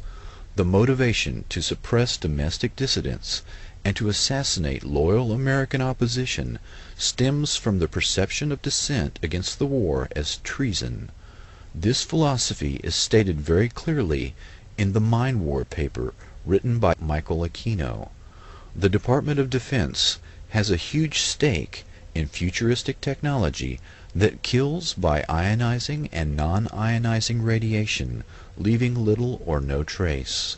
The indiscriminate killing of the Phoenix program continues on American soil. The terms soft kill, slow kill, and silent kill refer to the new way of killing the enemy in conflicts short of war and the small wars of the future. The counterinsurgency doctrine has now been applied to the home front, so that the perceived betrayal of the military in Vietnam will not be repeated. The generation of CIA and military intelligence, led by Shackley, Helms, Casey, Singlab, Secord, John B. Alexander, Michael Aquino, Paul Vallely, and others, have built the perfect beast, using selective assassination that leaves no trace. The ability to cull the human herd with silent kill technology allows a few personalities to remake the entire society in their own image. Extremely low frequency technology slowly drives the target crazy with silent sound, similar to the CIA MKUltra psychiatrist Ewan Cameron's psychic driving technique used to break down the target's personality. The new buzzwords at the Pentagon are synthetic telepathy and psychotronics. Another means of attack on targets is the Smirnov patent that uses subliminal suggestion to manipulate human behavior. This patent was purchased by the remote viewing company Scitech Corporation. Military intelligence officers involved in developing these non-lethal weapons also control Scitech. Emotional manipulation is accomplished using Dr. Michael Persinger's work to remotely project emotional states that the brain entrains or locks onto and emulates. One can broadcast rage or fear at an individual target to manipulate and control them. As if these methods were not enough to torture and murder people, add to this nightmarish toolbox active gang stalking. CIA-created cults and other cause-oriented groups are used by actively harassing them in public in a neutralization technique described in counterintelligence operations manuals that are aimed at enemy agents. In the race to develop a new weapon, it has always been necessary to test it on human beings. Perfecting the latest weapons designed to kill slowly and silently, as well as perfecting the process of controlling the human mind, are no different. Once the weaponry has been perfected on these few thousand people, the same techniques will be applied en masse to the general population, and then to humanity as a whole. All right, very interesting stuff. Yeah, and I want to stop here, but I couldn't see the part here. The guy's eyebrow. So I think it was head of the NSA. Is that Church of Satan like founder or member? What is that guy? Aquino. Where's the guy's Aquino? Oh, this guy here. if his eyebrows have the devil horns on them, just run away. If you're dealing with someone like this guy, just run away, guys. It looks like Spock or something. So maybe Spock was a play on this guy. Maybe that's interesting. Okay, and yeah, this is some like next level stuff going on. I definitely think there's some sort of mind control patsies going, especially for Patsy's head. Oh yeah, the ears too. Is it? Okay, so and I'm gonna continue further. I have a whole bunch of other stuff to get into. Let's see here. Okay. Voice and head. So I think we're done this thread. This thread, we're done. This one. Actually, no, we got more. But wait, there's more. Oh, wait. There's more. Meme. An interview with him in the first video. He was in the military. Yeah, it's interesting. And then that Thomas Bearden was near him. All right, guys. But wait. There's more, guys. Okay. Every time I hear, but wait, there's more. This guy here has one of the best commercials, or just the best product sales ever. But wait, there's more, guys.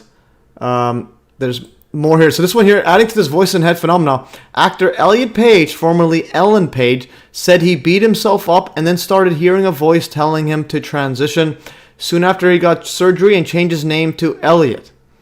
All right, so the column, The Survival of Elliot Page. This is 2023. Elliot Page is photographed at the West Hollywood Edition Hotel.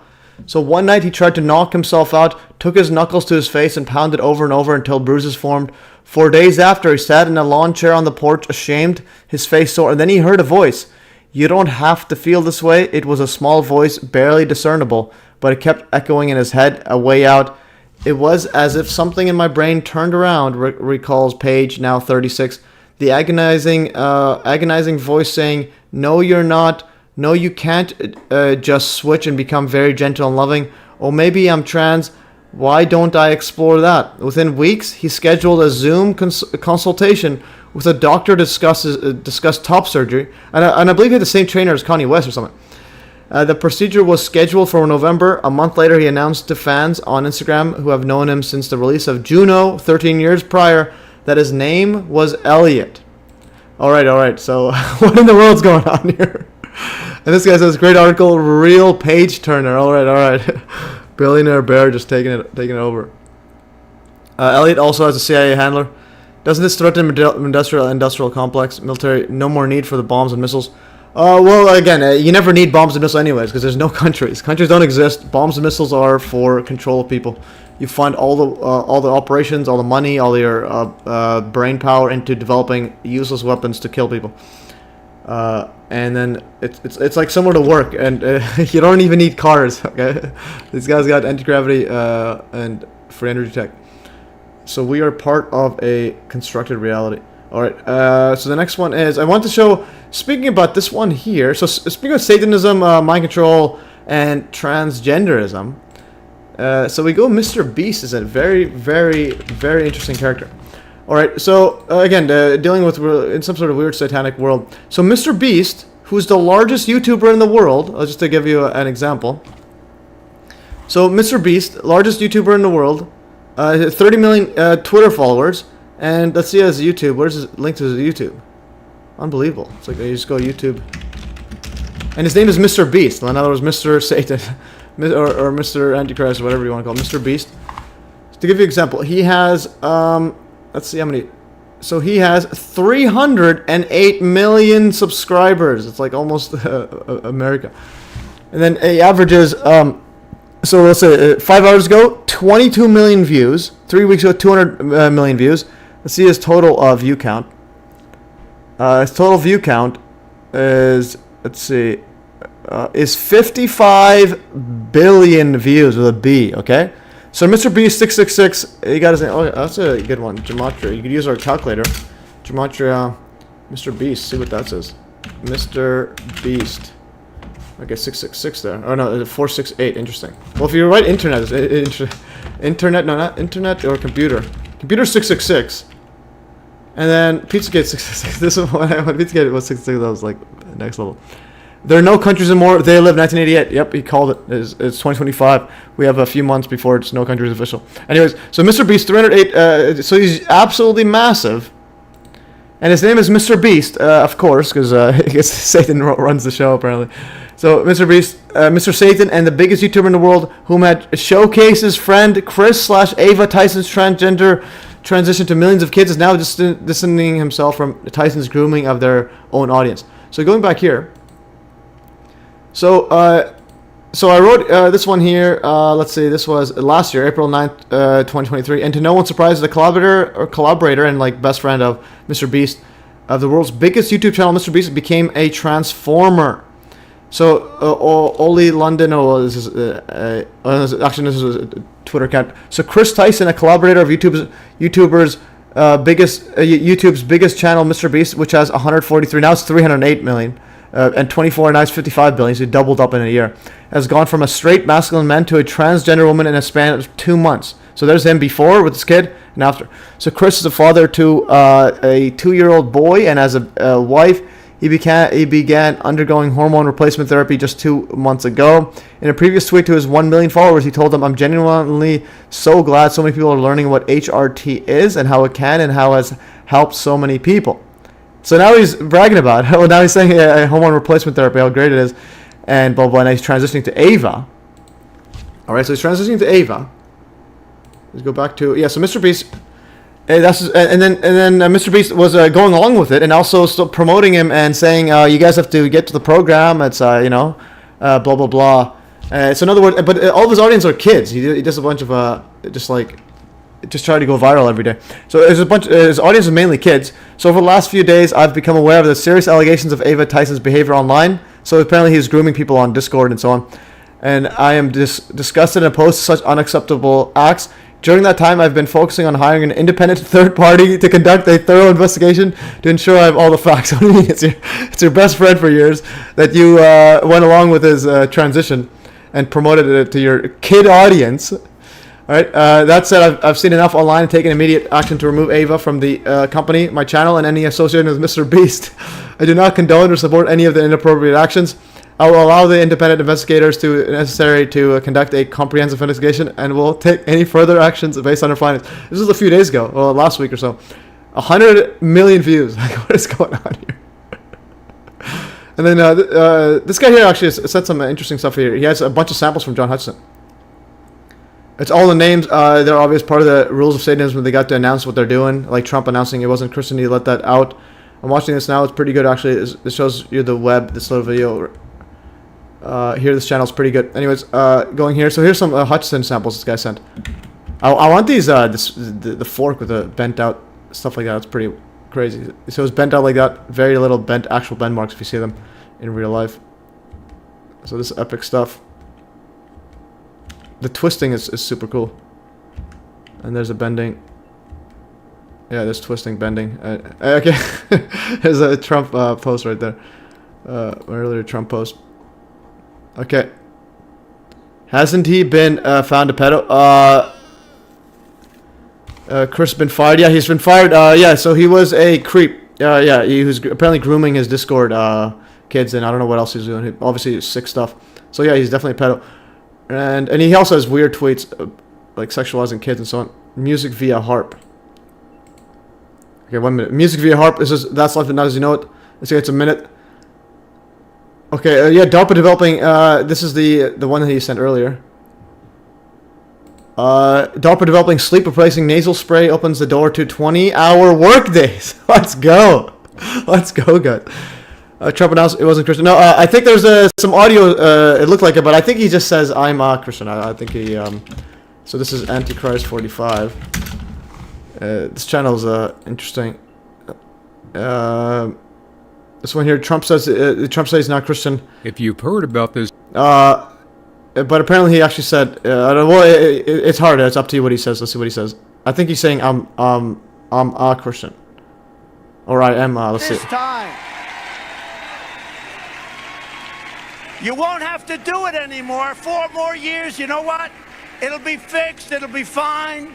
You won't have to vote anymore, my beautiful Christians. I love you, Christians. I'm not Christian. I love you. Get out. You gotta get out. So what did he say? Did he say I'm not? Christians, I'm not Christians. I love you, Christians. I'm not Christian. Christians, I love you, Christians. I'm not Christian. See what the yeah. So the translate auto translate AI says I'm not. All right. Yeah, so it's hard to tell. And then other people saying that he did. He just did not say. But it's tough, I think. Yeah. So yeah, translate says he isn't. It might be like the devil. The what is it called? Duper's delight. subconsciously let it out. All right. Going further, so DARPA sleep-inducing, replacing nasal spray. All right, that's the one methyl miner's on. Let's go. Just stick to meth, man. Meth will do 20-hour work days. Yeah, meth, and nasal spray. All right, so there's Mr. Beast doing other stuff. Okay, Elon Musk says, if I die under mysterious circumstances, it's been nice knowing you. If that happens, I can have Twitter. He says, okay. So Elon Musk, okay, he's probably doing some sort of ritual as well, because that's another part of their ritual. They gotta like die accordingly. Okay, so there's old ex-alpha over there, ex-military took part. Okay, I'm gonna play this one right here, and it's 1 minute. If you send me stuff, make sure it's short so you can go through it. He shakes his head in negation too. All right, corn pop. Let's go. Okay, so I do think I think he wasn't trying to say it, but I think he probably subconsciously let it out. Let's go here. Music via Harp Tech. Jesse Ventura has his doubts that the Harp antennas can broadcast radio waves that influence people's thoughts. But Nick Begich is prepared for the skeptics. This is just a standard CD player. And what these are is piezoelectric transducers. And in simple language, they carry a signal that can enter the nervous system so that you can get that proverbial voice in the head. And so by activating this, placing these electrodes, on the surface of the skin, blocking the ears tightly, you'll hear the music just as if your ears were playing it, but the ears have nothing to do with it. The 8th cranial nerve, the part that connects to the brain, has nothing to do with it. So in other words, I can touch this to my neck and hear it without my ears hearing it, and no one else in the room will hear it. That is correct. I want you to block your ears really tightly so you can't hear it. Now, Dr. Nick Begich is showing him how the Harp transmitter can send a signal directly to his brain. Wow. So what did you hear?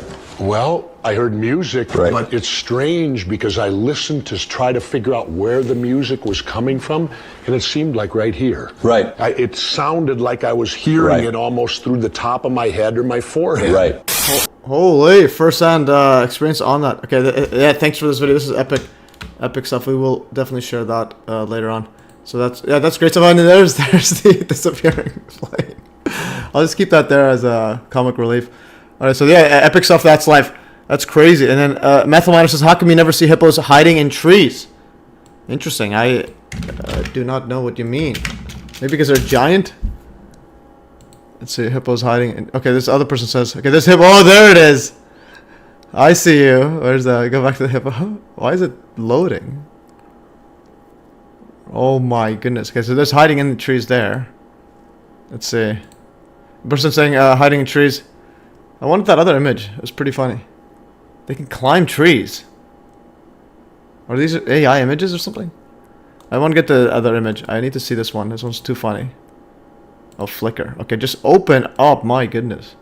Okay, flicker. Oh, I see you. You're not fooling anybody, hippo. All right, I love that plane, but yeah. Okay, you're not fooling anybody. All right, we see you. I have like $4 TRX crypto if you guys want to post an address. Post an address to MES links. Oh, TRX. I think you could send it to my Steam it. I think Steam it wallet. TRX is because TRX took over Steam. My goodness, just log in. Like, what is going on here? Okay, TRX. I think there's a wallet here. Create a new account on Tron. Copy here. So there's my TRX. Send me some cash monies. Let's go. And here's this is on Steemit one. Or attempt a 500x like a degen. Well, if you do you do the 500x and then give me like a cut of that instead of just the $4 if you want to gamble it. Not much, Nick. Okay, whereas maybe the plane went all the way down to Australia. That is true. Okay, go back to this. Yeah. This is what I mean. I was like, once I like realized that once I saw the front back cover of Judy Wood's book, and then I'm like, all right, it's like all just makes sense. Like, how do we fall for such nonsense?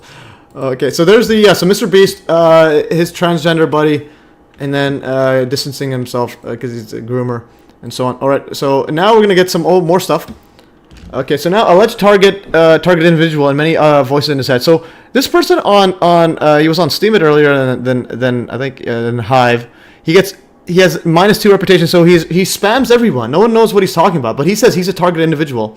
And then he had made a good post here, showing a whole bunch of people here. And other people were saying, hey, yeah, good info, but you don't have to spam nonstop. Because he would comment on my stuff, and this guy says, if I heard him, where's a spam? Lance, we hear you. I just wish spam was not your method of communication. Yeah, so he would spam everybody, and every comment, doesn't matter what you're posting about. Let's say you post about cats, this guy will comment there, I'm getting targeted, etc. But also all these guys were said they had voices in their head. So we went over some of these guys. This guy had an hour or 2 hour long like live stream or video before his shooting. So Myron May, mind control victim. So all of them hearing voices. They're making terrorists with voices, homegrown, induced mass shooter and terrorist events. I've found 16 so far. Matthew says it's a joke. Okay, interesting. 500x like a degen. Oh, which is a joke? Oh, the hippos hiding. Well, they could probably hide behind trees if they're. Yeah, that's pretty funny. Yeah. But anyways, let's play this right here. Yeah, so this is targeted individual and attorney Myron May prior to tragic shooting at Florida State University November 20th, 2014. So this guy left like an almost 2 hour message saying he's getting abused and so on. So FSU shooter Myron May left message, I do not want to die in vain, hours before he shot 3 people and was killed by cops. Lawyer Myron May sent paranoid messages and packages to friends. So let's play this. It's with the heavy heart that I am in front of you now to make this video. Kind of my last words. It's really unfortunate that I have to make this video. You see, I am a victim of covert harassment and electronic harassment and gang stalking. I'm what's called a targeted individual.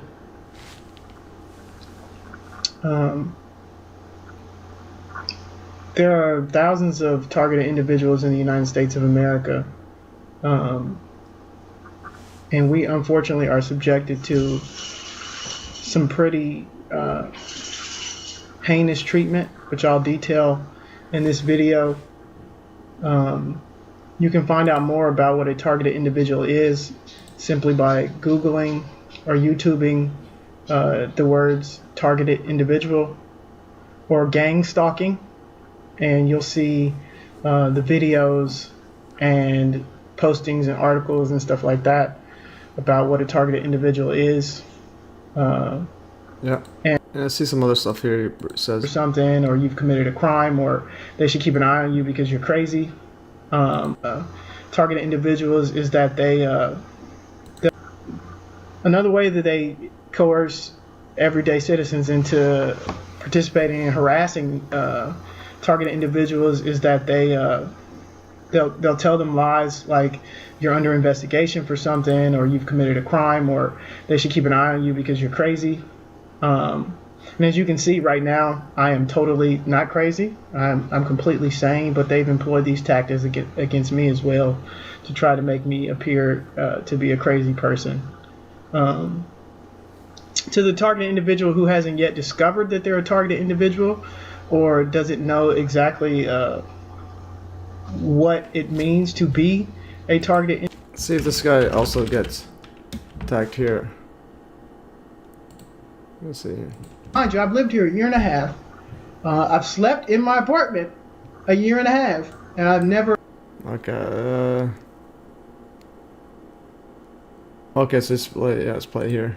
Mind you, I've lived here a year and a half.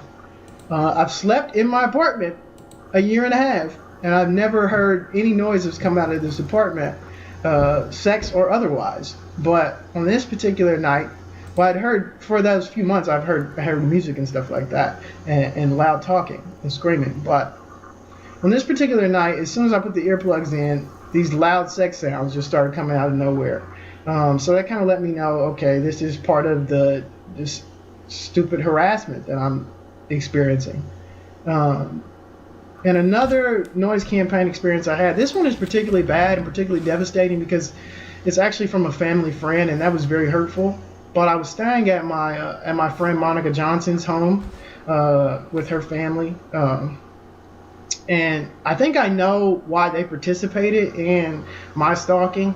And I hate to spill the beans on anybody, but you know, this is kind of my last words. But her husband Marshall smokes marijuana, and so I think honestly that they were blackmailed into participating in my stalking on some sort of fear that he would, you know, face criminal prosecution for marijuana possession or marijuana use or something like that.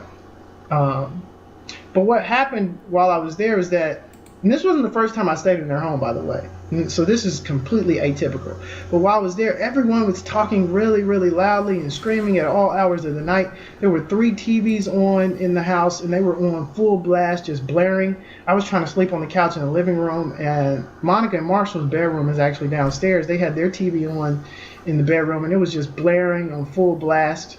And then at about 3 a.m., Monica came out the room, walked outside, and then came back in, slammed the door, was screaming at the top of her lungs about how her daughter Brittany's red SUV had just been repossessed because she missed a payment.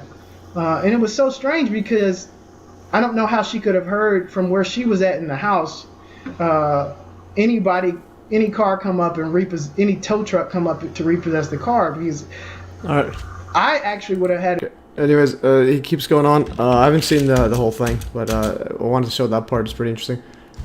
Because a lot of them are getting harassed and so on. And so this guy here made it 2 hour pretty much, and he seems pretty, like, you know, calm, talking about what's going on to him. And then, let's say, hours before he opened fire at Florida State University Library, yeah, he left a message there. I just want to see how many people actually died in this, allegedly. So he sent 10 packages to 10 people. Yeah, sent packages to 10 people that would expose what he thought was happening to him, etc. So that's him.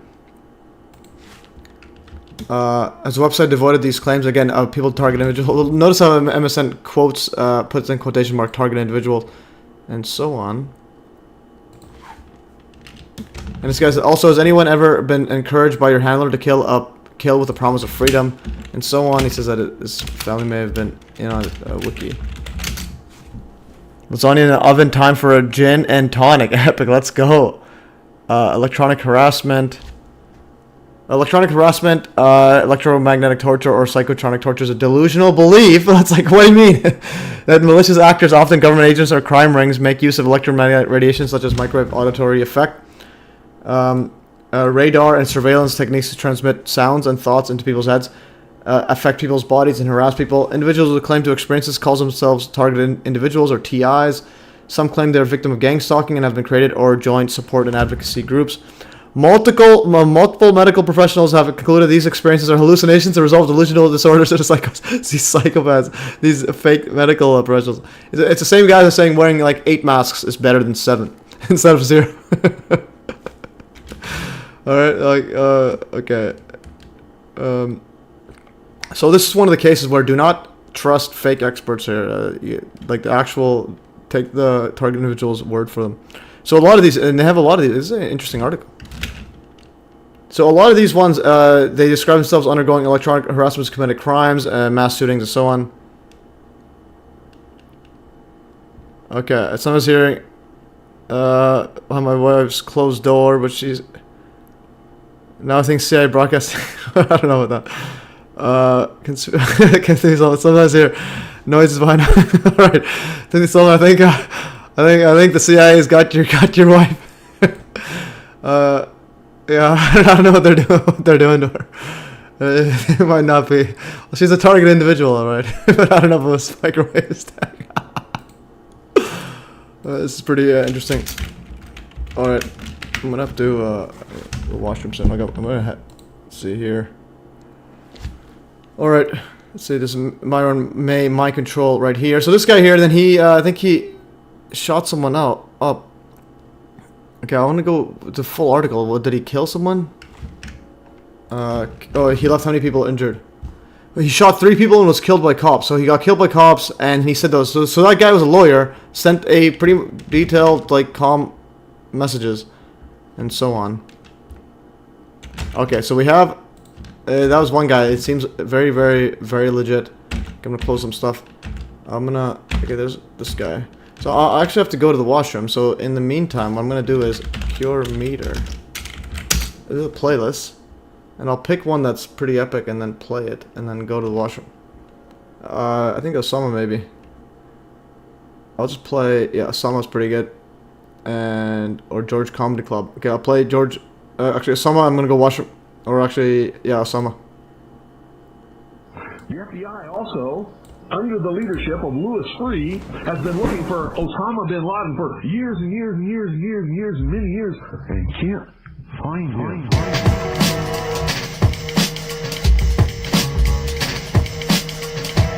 Some doofus jerk-off reporter with a camera crew waltzes right into his hideout and interviews him. And you know what his budget is? Zip, zilch, nothing. And if you believe it, you are one of the stupidest jerks that ever lived on the face of this earth. And whatever is going to happen, if they're going to blame on Osama bin Laden, don't you even believe it. So we've never made the case or argued the case that somehow Osama bin Laden was directly involved in 9/11.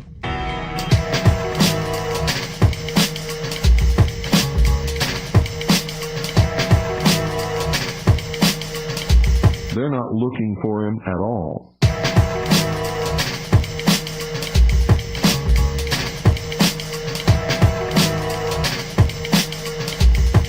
Osama bin Laden.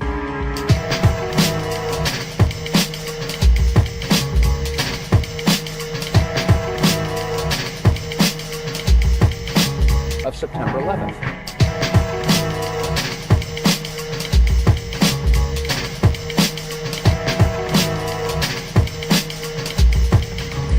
Some breaking news coming into the MSNBC newsroom. A federal judge has approved a request by prosecutors to officially dismiss all criminal charges against Osama bin Laden.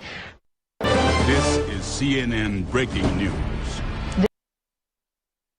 Alright, epic stuff. I'm just gonna raise my chair and the thing just broke. I think it just broke. Alright. A bit higher. Up. Alright, let's continue. Just raise my chair again. And you can control the lights with your mind. Let's see. A pretty... Okay. So anyways, let's get back on the stuff here. So there's a Myron guy. See some more guys here. So this one... This was a documentary on. It's pretty interesting. It's age restricted, so you gotta watch it. You can't embed it. You gotta actually watch it. You have to watch it on YouTube. So this one here, Nick Cruz, Florida shooter, 17 people dead. This guy here, he said that he literally coined the phrase microwave directed energy weapon.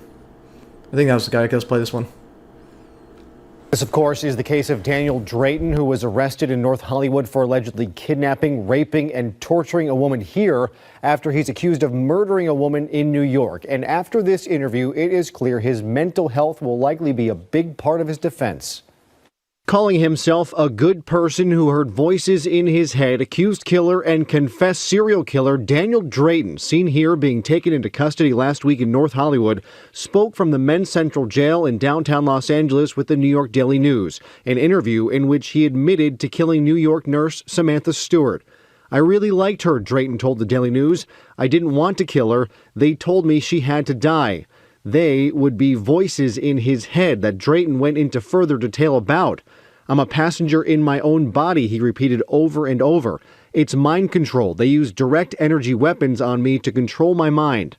Drayton said he suffered from schizophrenia and bipolar disorder and has admitted to several more murders, but police aren't sure whether they actually happened. Authorities were able to track Drayton from New York to L.A., where Drayton said he hoped his crime spree would come to an end. I wanted to get caught, he said. I took some of her things with me and used them. I kept my same phone. I knew they could track it. I didn't want anyone else to get hurt. Well, someone had. In North Hollywood, he kidnapped, raped, and strangled another woman, telling the Daily News he thought he had actually killed her until she stirred. He says he considered killing himself, but by then authorities had moved in and placed him under arrest. Now, after twice refusing to leave his jail cell last week to go to court, Drayton was finally arraigned on Monday, during which he pleaded not guilty. Hello, I'm Mark Brown. All right, yeah, so the guy, he literally mentions directed energy weapon. They use directed energy weapons and so on, so that's pretty wild. Okay, Pat Roman says, Matt, I control math in my mind. Interesting. That is very interesting. So you are one of those savants. All right, let's continue further. Actually, another one. So this guy killed a bunch of people, and then also raped a person, and so on. And what's interesting is, so I wanted to go bring up this part here. So a lot of these murderers do some next level stuff, but they also have weird eyes. So this one I want to check if this guy had some sort of was hearing voices. So I have a whole giant thread on weird eyes. So this guy right here. Man arrested for stabbing the mother of his child and gouging out both her eyes. And now look at his left eye. What in the world is happening to his eye and his right eye giant? Alright, so something's happened to him. So maybe... Is this guy... double check if he's hearing voice in his head, but possibly. Alright, and also speaking about speaking about mind control, weird eyes, and also 9/11. Everything it ties to 9/11. All roads lead to 9/11 and Trump somehow. So President Bush fainted after choking on pretzel in 2002. This was originally published on January 14th, 2002. Literally a few months after 9/11. Like 4 months after, or 3 months. Yes, October, November, December. Yeah, 4 months after 9/11. And he gets this like injection shot in his left eye there to make sure he follows the script properly. So he set off a White House scare yesterday when he fainted and fell off a couch while choking on a pretzel. If you believe this, I have a lot of pretzels to sell to you. Officials said, I do not find any reason this would happen again, said White House physician Dr. Richard Tubb. He fainted due to a temporary decrease in heart rate brought on by swallowing a pretzel. After regaining consciousness, Bush looked like a pummeled prize fighter. He had a $half-size bruise on his left cheek and a busted lower lip, apparently from tumbling off the couch and hitting the floor. So his lower lip is busted. His left cheek, not a left cheek, his left eye injection. Like, that's not a pretzel-induced fall. President Bush, with a scrape on his face, talks with reporters January 14th, 2002 at the White House about fainting briefly in the White House residence Sunday night after choking on a pretzel. This stuff trips me out. Sometimes I think I'm being gangsta up. I never hear voices, but my ears are ringing. Interesting. Probably the Wi-Fi signal or something. All right, I continue further on this one. So gunman, we went over this one. Gunman, he hears voice in his head. Warehouse shooting. So Wade Anthony Melton. This one, the video is taking this one. Esteban San Diego, Fort Lauderdale, Hollywood International Airport in Broward County, Florida. 5 people killed. This is Aaron Alexis, Washington, D.C. Shot 12 people and injured 3 others. And he was hearing voices as well. So this is so many. The D.C. shooter was hearing voices. And then, so Aaron Alexis is believed by the FBI to be responsible. Said he was hearing shooting. Interesting. It was believed. Might be earlier news story. Fatally gunned down 12 people and wounded others. And then voices. Yeah, it was a paranoid. Yeah, so federal enforcement authority said Tuesday that gunman in a bloody mass murder at the Washington Navy Yard was a paranoid United case who had been hearing voice in his head. So it's always voices in the head, and so on. This other guy here, Gavin Eugene Long, shot 6 police officers in Baton Rouge, Louisiana, and target individual, everyday concerned citizen here. This guy here, Baton Rouge guy, he said he heard voices as well. So he was on Facebook covered here.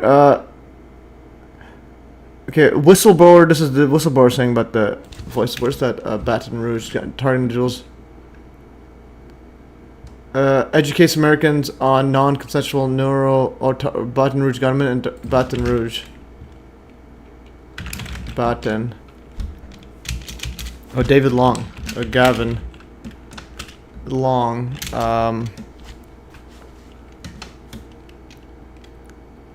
Okay, where's the was engaging public speaker and author who questioned the government and law enforcement obsession work possibly to promote holistic healing. Interesting. So he's an alt science, alt media person. Alt Health as well. Biohacked is admitted to having targeted. Okay, so he admitted to being targeted and stalked, raised the specter of ongoing covert targeting and covert neuroexperimentation issue that this guy David Bogues is working hard to publicize. Interesting. All right, and then it's another guy, Timothy J. Bate, former police officer arrested near White House with arsenal, offered $28.7 million by Department of Homeland Security in the state of Tennessee to participate in the CIA's MK Ultra program. Okay, this guy is offered money to MK Ultra. Interesting. So a man arrested near the White House Sunday morning is a former Memphis police officer who had an arsenal of weapons in his car and believed the CIA had implemented or implanted a chip in his head, according to documents. Matt, yes, asleep without waking up and feeling well rested. I love it. Interesting. Are you on one of those DARPA nasal sprays? I have a grounding pad on my bed. I dream and I dream and remember them. Great nights, epic stuff. All right. And so Gavin. Oh no, this guy here. So yeah, CIA and then MK Ultra. Yeah, so this guy, and it says MK Ultra as well. According to testimony by the arresting officers detailed in the court documents, Bates told the Secret Service officers that he had been offered $28.7 million by the Department of Homeland Security, and arresting officers detailed based on the testimony that arresting officers detailed in the court documents, Bates told the Secret Service officers, that he had been $28.7 million by the Department of Homeland Security and the state of Tennessee to participate in the CIA's MK Ultra program, and that he had a chip implanted in his head that was causing him severe headaches, shaking, and convulsions. All right, so police officers saying that as well, happening to him, and he's doing some sort of shooting, or no, he's just arrested with a bunch of weapons. So this one right here, Dick Can, and also Michael Sanford tried to kill Donald Trump, hearing voice. All right, so now we never all roads lead to 9/11 Trump. British man who tried to kill Donald Trump heard screaming voices. This is a different shooter. So May 9th, 2017, his first year in office, that incident happened on June 18th, 4 days after his birthday, as a Republican candidate was campaigning in Nevada, gambling city, and a British man jailed after trying to assassinate Trump said Tuesday that screaming voices instead urged him to lunge for a policeman's gun. Michael Sanford, 21, who has a history of mental health issues, told the Sun newspaper how he feared being shot dead himself after being flattened by officers 6 meters, 20 feet away from Trump, who was campaigning to become president. All right, so campaigning to become president. But I thought this is June 18th of last year. Never mind, this is last year. Yeah, so this is 4 days after his first run for presidency, and then this happens, and then then happens a month after his second or third time trying to run for presidency. So that's epic stuff there. Okay, so Taylor Swift impresses Warsaw fans with Polish phrases during airstrike. All right. So this is a 2015 article, and we can't get away from Taylor. The Swifties take over everything. All right, so this one here, Miriam Carey, a dental hygienist, was killed by police after trying to ram up a White House gate. Believed President Obama was electronically monitoring her Connecticut home in order to broadcast her life on television. Okay, so now we're... This is some next level stuff going on right here. Capital suspects, Miriam Carey believed Obama electronically monitored her. See, does this have audio here? ABC's Pierre Thomas has been examining where she came from and what might have triggered her snap. Good morning, Pierre. Good morning, George. Today, police are dissecting the woman's life, urgently hunting for a clue, something that would tell them what led her to come to Washington. Overnight, Miriam Carey's mother told ABC News her daughter had, quote, no history of violence, but confirms that she had struggled since the birth of her one-year-old daughter in August of last year. She had postpartum depression after having the baby, her mother said. A few months later, she got sick. She was depressed. She was hospitalized. ABC News has learned Carey had an encounter with Stamford, Connecticut police in December, where she claimed she was under electronic surveillance by President Obama. There is a history, but there's no criminal history. No criminal history. Family and friends are shocked. She had a wonderful life. I don't understand. It doesn't make any sense at all. Thursday night, police in hazmat suits surrounded an apartment building in Stamford, Connecticut. All right, okay, it doesn't work anymore. But anyways, so she was, so she told the police before that she was getting in December they said this is October 4th, so probably the year before. They're told that Obama's electronically tracking her. They ignore everything, and then she's trying to run over around the White House, and she gets shot. So again, this is that one is a very telling. You can even see the video, literally her driving or someone driving, but you see something literally reckless going on. And yeah, definitely some gang stalking set up there. So Travis Reinking is another one. This is 2018. Walked into a Waffle House in Nashville and opened fire with an AR-15. 4 killed and 2 suffered gunshots. And let's see. Okay, his name is Taylor Swift. Reinking Taylor Swift. Okay, we can't even get. Yeah, so no, I didn't even see this article before, but again, we can't escape Taylor Swift. New details about the Waffle House shooter who believed Taylor Swift was stalking him and hacking his Netflix account. All right. It's getting wild. He also tried to break into the White House. So a man opened fire at a Tennessee Waffle House. Again, the White House one, it's like predictive programming for the Trump fake assassination. And I think possible later one as well where he actually allegedly dies. Anyways, that's some next level stuff. A man who opened fire at a Tennessee Waffle House, killing 4 people, believed Taylor Swift was stalking him and has a history of delusions. And again, they also have a history there, and the police ignore it, and then this happens. However, he was known by police before this tragic shooting. The suspected shooter. Okay, the only thing that would make it this even more crazy if he was in a BlackRock ad. Then we're like, all right, enough of this. The suspected shooter, Travis Reinking, walked into a Waffle House in Nashville, opened fire with AR-15. Incidents took place at around 3 a.m. Sunday. So 3 a.m. is like the witching hour or the satanic hour. So again, it's another satanic reference. And the other one is even that guy that was saying that this Myron guy, he says 3 a.m. as well. 3 a.m. This is a clue that it's morning. Let's go morning. 3. He did mention 3 a.m. I think, or around 3 a.m. And then loudly screaming all. I think she was saying SUV. Yeah, this one. Yeah, 3 a.m. Yeah, this one here. So he mentions 3 a.m. as well. 3 a.m. is like a satanic witching hour. Or I'll go over I'll do some Google on it. It's like when the Satanists have the most demonic energy. They get at 3 a.m. Apparently it's like the invert, or apparently it's when either Jesus is supposed to die. I think the timing, and they're supposed to and they're trying to like mock that or something. Let's see. And they were on full blast, just blaring. I was trying to sleep on the couch in the living room, and Monica and Marshall's bedroom is actually downstairs. They had their TV on in the bedroom, and it was just blaring on full blast. And then at about 3 a.m., Monica came out the room. All right, so 3 a.m. right there. This one, 3 a.m. Sunday that took place. This guy goes and shoots a Waffle House. And 3 a.m. again, 3 a.m. Okay, opposite when Jesus died. Yeah, so Jesus died, and then they have that thingy. Something like that. And then 3 a.m. witching hour. Satanism. Witching hour, devil's hour. So devil's hour is 3 a.m. And folklore, the witching hour, devil's hour is a time of night that is associated with supernatural events whereby witches, demons, and ghosts are thought to appear and be at their most powerful. Definitions vary and include the hour immediately after midnight and the time between 3 a.m. and 4 a.m. The term now is a widespread colloquial idiom usage that is associated with human physiology and behavior to more superstitious phenomena such as luck. And there's witches, Sabbath, and all these like satanic mumbo jumbo. 33-degree Mason, interesting. So 3 a.m. and witching hour 3. I think there's the Truth This guy is a pretty interesting channel. It's pretty epic, covering all the Satanism stuff here. 3 a.m. I think witching hour. And a lot of these guys, they either die at 3 a.m. or so on. Also known as KGBT time or LGBT KGB time.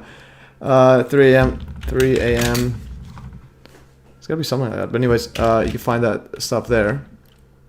Okay, so going back here further, publish. Okay, so we are continuing our journey here. So 3 a.m. witching hour, when they get the most demonic energy and so on. And that's when this guy shoots at the Waffle House. That's when the other guy, again, before. So the way to see if it's something is like real or not, if you don't have like hard evidence, like what's actually happening, is you try to combine all circumstances together and see, okay, something definitely satanic's going on. And so this guy here, 3 a.m., shoots it up and says that Taylor Swift is attacking him. So that's stalking him. So they use different faces in there. Different programming for whatnot. And also, again, it gets Taylor Swift even more news stories and so on. And you got the AR-15. Apparently, that's what they're using, the Trump shooter as well. So you got everything lining up for just the usual AR-15. So AR-15, it has to be in there, so they got a ban gun and so on. All right, going further. So that was this guy. This is the Swift one. Let's see another one. William David Phillips heard voices before hitting 3 people, killing a pregnant woman, a 2-year-old, and so on. And a 2-year-old. So this one here. Heard voices before 3 people, killing pregnant woman and 2-year-old. But if people, I thought, apparently the baby isn't supposed to be considered a person, apparently, and for pro-abortionists. All right, William David Phillips. I see voices. So heard voices. I'm gonna close some stuff here. Close this one. The directed energy weapons. Okay, directed energy weapons. Okay, and this is a giant documentary. It's pretty epic. She hasn't posted it in a while, but it's very interesting. At least most of it's very interesting. Okay, let's see. Interrogation tapes now show. This is different. Nick was victim of directed energy weapon. This one here. So Warren's city driver heard voices before shooting 3 people, killing pregnant woman and 2-year-old. All right, and he's 33 years old. Was taken into custody. Yeah, so 33 years old, and what time was it? Did he do it? Or early? Yes, early Sunday and early Monday, and so on. According to JCP, at 3:30, again another 33 Monday, responded to motor vehicle crash involving a pedestrian and so on. Anyways. Andrew Johnson's interview with a target individual. No, I've not seen that. Andrew Johnson. I did not know that. Check the evidence. Targeted individual. I did not see that. I think I may have heard about it. Targeted individual. Okay, is this the guy with targeted individual? The case of Tommy T and others related to targeted individuals. Interesting. 603 score and 6. All right, let's go. Okay, so this now you got this drone. This guy's an actual drone. Like an actual one. This other guy, they got like they make different kind of humanoids. You got the billionaire humanoid, and then you got the creep molester, or just like the abuser humanoid. Okay, going Tommy T. Okay, so going further, keep going. This is an epic article here. Jerry Varnell, parents catch FBI and plot to force mentally ill son to be a right-wing terrorist. Okay, this last American vagabond. They're like I think control the opposition, but nonetheless, going here. Parents catch FBI and plot to force mentally ill student to be right-wing terrorist. So his parents catch it, and then let's see voices. Where's the believer in 3%er ideology, right wing, according to where's the parents? FBI News, schizophrenic. I knew he was schizophrenic, so you can hear like multiple personalities, or he has multiple personalities. Okay, and then what did they give here? FBI panicked, and they gave him a vehicle, gave him a fake bomb, and every means to make this happen. None of which he had access on his own. How did they do it? Okay, let's just read some stuff. Okay, so the parents of a severely mentally disabled man are speaking out on how the FBI groomed him as a right-wing terrorist, knowing he's paranoid, schizophrenic. So it's become a near weekly occurrence. Somewhere in some state, the FBI will announce that they've foiled yet another terrorist plot and saved lives. However, as data shows, the majority of these cases involve psychologically diminished patsies who have been entirely groomed, armed, and entrapped by FBI agents. Simply put, the FBI manufactures terror threats and then takes credits for stopping them. While many of these cases have garnered attention and been exposed in alternative media, a recent case out of Oklahoma sets a new low for FBI and exposes how insidious these plots can be. Through the hundreds of foiled terror plots the FBI has busted over the years, many of them have been focused on people of Middle Eastern descent or people associated with ISIS or Al-Qaeda. This time, in case of Jerry Drake Varnell, the 23-year-old diagnosed schizophrenic, accused of attempting to bomb a bank, FBI fomented terror from a right-wing dialogue. Let's see. In a June meeting with the agent, according to FBI documents, Varnell described himself as a believer in 3%er ideology, a right-wing group claiming to be committed to standing against and exposing corruption and injustice. According to federal documents, Varnell drove what he believed was a stolen van containing a 1,000-pound ammonium nitrate bomb on Saturday morning to blow up an Oklahoma City bank. Vile indeed, however, if we backtrack just a bit to when FBI began grooming their would-be right-wing militia terrorists, the vileness comes directly from the government. FBI knew he was schizophrenic. Varnell's parents declared on Wednesday in an open letter bravely published by News OK. Underneath his condition, he is a sweethearted person, and we are truly shocked that this event has happened. However, what truly has us flabbergasted is the fact that FBI knew he was schizophrenic. The state of Oklahoma found him mentally incompetent, and we, his parents, have legal guardianship over him by the court. These documents are sealed from the public, which is why no news media has been able to obtain them. The FBI clearly knew that he was schizophrenic because they have gathered every ounce of information on him. Yet they knowingly continued to groom him despite the clear immoral implications. When they began grooming him, according to the family, the FBI knew that Varnell was declared mentally unfit to live by himself, and he was a paranoid schizophrenic. Without their criminal informant and the FBI tactics playing games with this vulnerable man, the idea of him committing an act of terror would have likely never materialized. So how did they groom him? I just want to figure out the details. What the public should be looking at is the fact that gave our son every means to make it happen. He has no job, no money, no vehicle, and no driver's license due to the fact that he is schizophrenic, and we, his parents, do everything we can possible to keep him safe and functional. He has suffered through countless serious, full-blown schizophrenic delusional episodes and has been put in numerous mental hospitals since he was 16 years old. The FBI came and picked him up from our home. They gave him a vehicle, gave him a fake bomb, and every means to make this happen, none of which he had access to in his own. All right. So they actually gave him all the stuff. So that's what I was looking for. All right. Most terrorists are false flags, but then this guy here is a disinfo agent, or at least control opposition in some way. But anyways, very interesting stuff.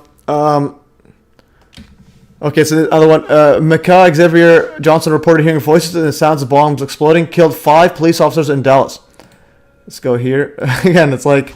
so one way to grasp what's going on is just like you get mountains and mountains of just data. Like there's so many of these people saying this. It's definitely happening. It's not just some random person doing this, and it's not just some sort of like fake script. It's an actual thing happening. At least the voice part. Bezos is Bezo Lord of the Flies drones. Interesting. Anne Heduk Hague, August 11, 2022. Isn't that some injection they do in the eye? Interesting. Tommy T, very interesting interview. Yeah, definitely have to look at this one. I'll put the checked evidence stuff here. Okay, check evidence. Andrew Johnson targeted individual.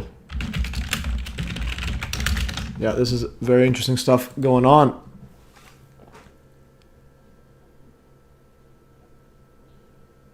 Okay, dude, you're beyond insane. If the voice in your head actually convinced you that Taylor Swift is hacking into your Taylor Swift. Yeah. All right, thanks for the cash donation, Corn Pop. I think it's Corn Pop was a cool dude. I think it's a reference to that binary. Yeah. So the guy must be insane. So if he thinks Taylor Swift is hacking it, it's like it's obviously not Taylor guy. It's always the CIA. Yeah. So that guy is absolutely wild.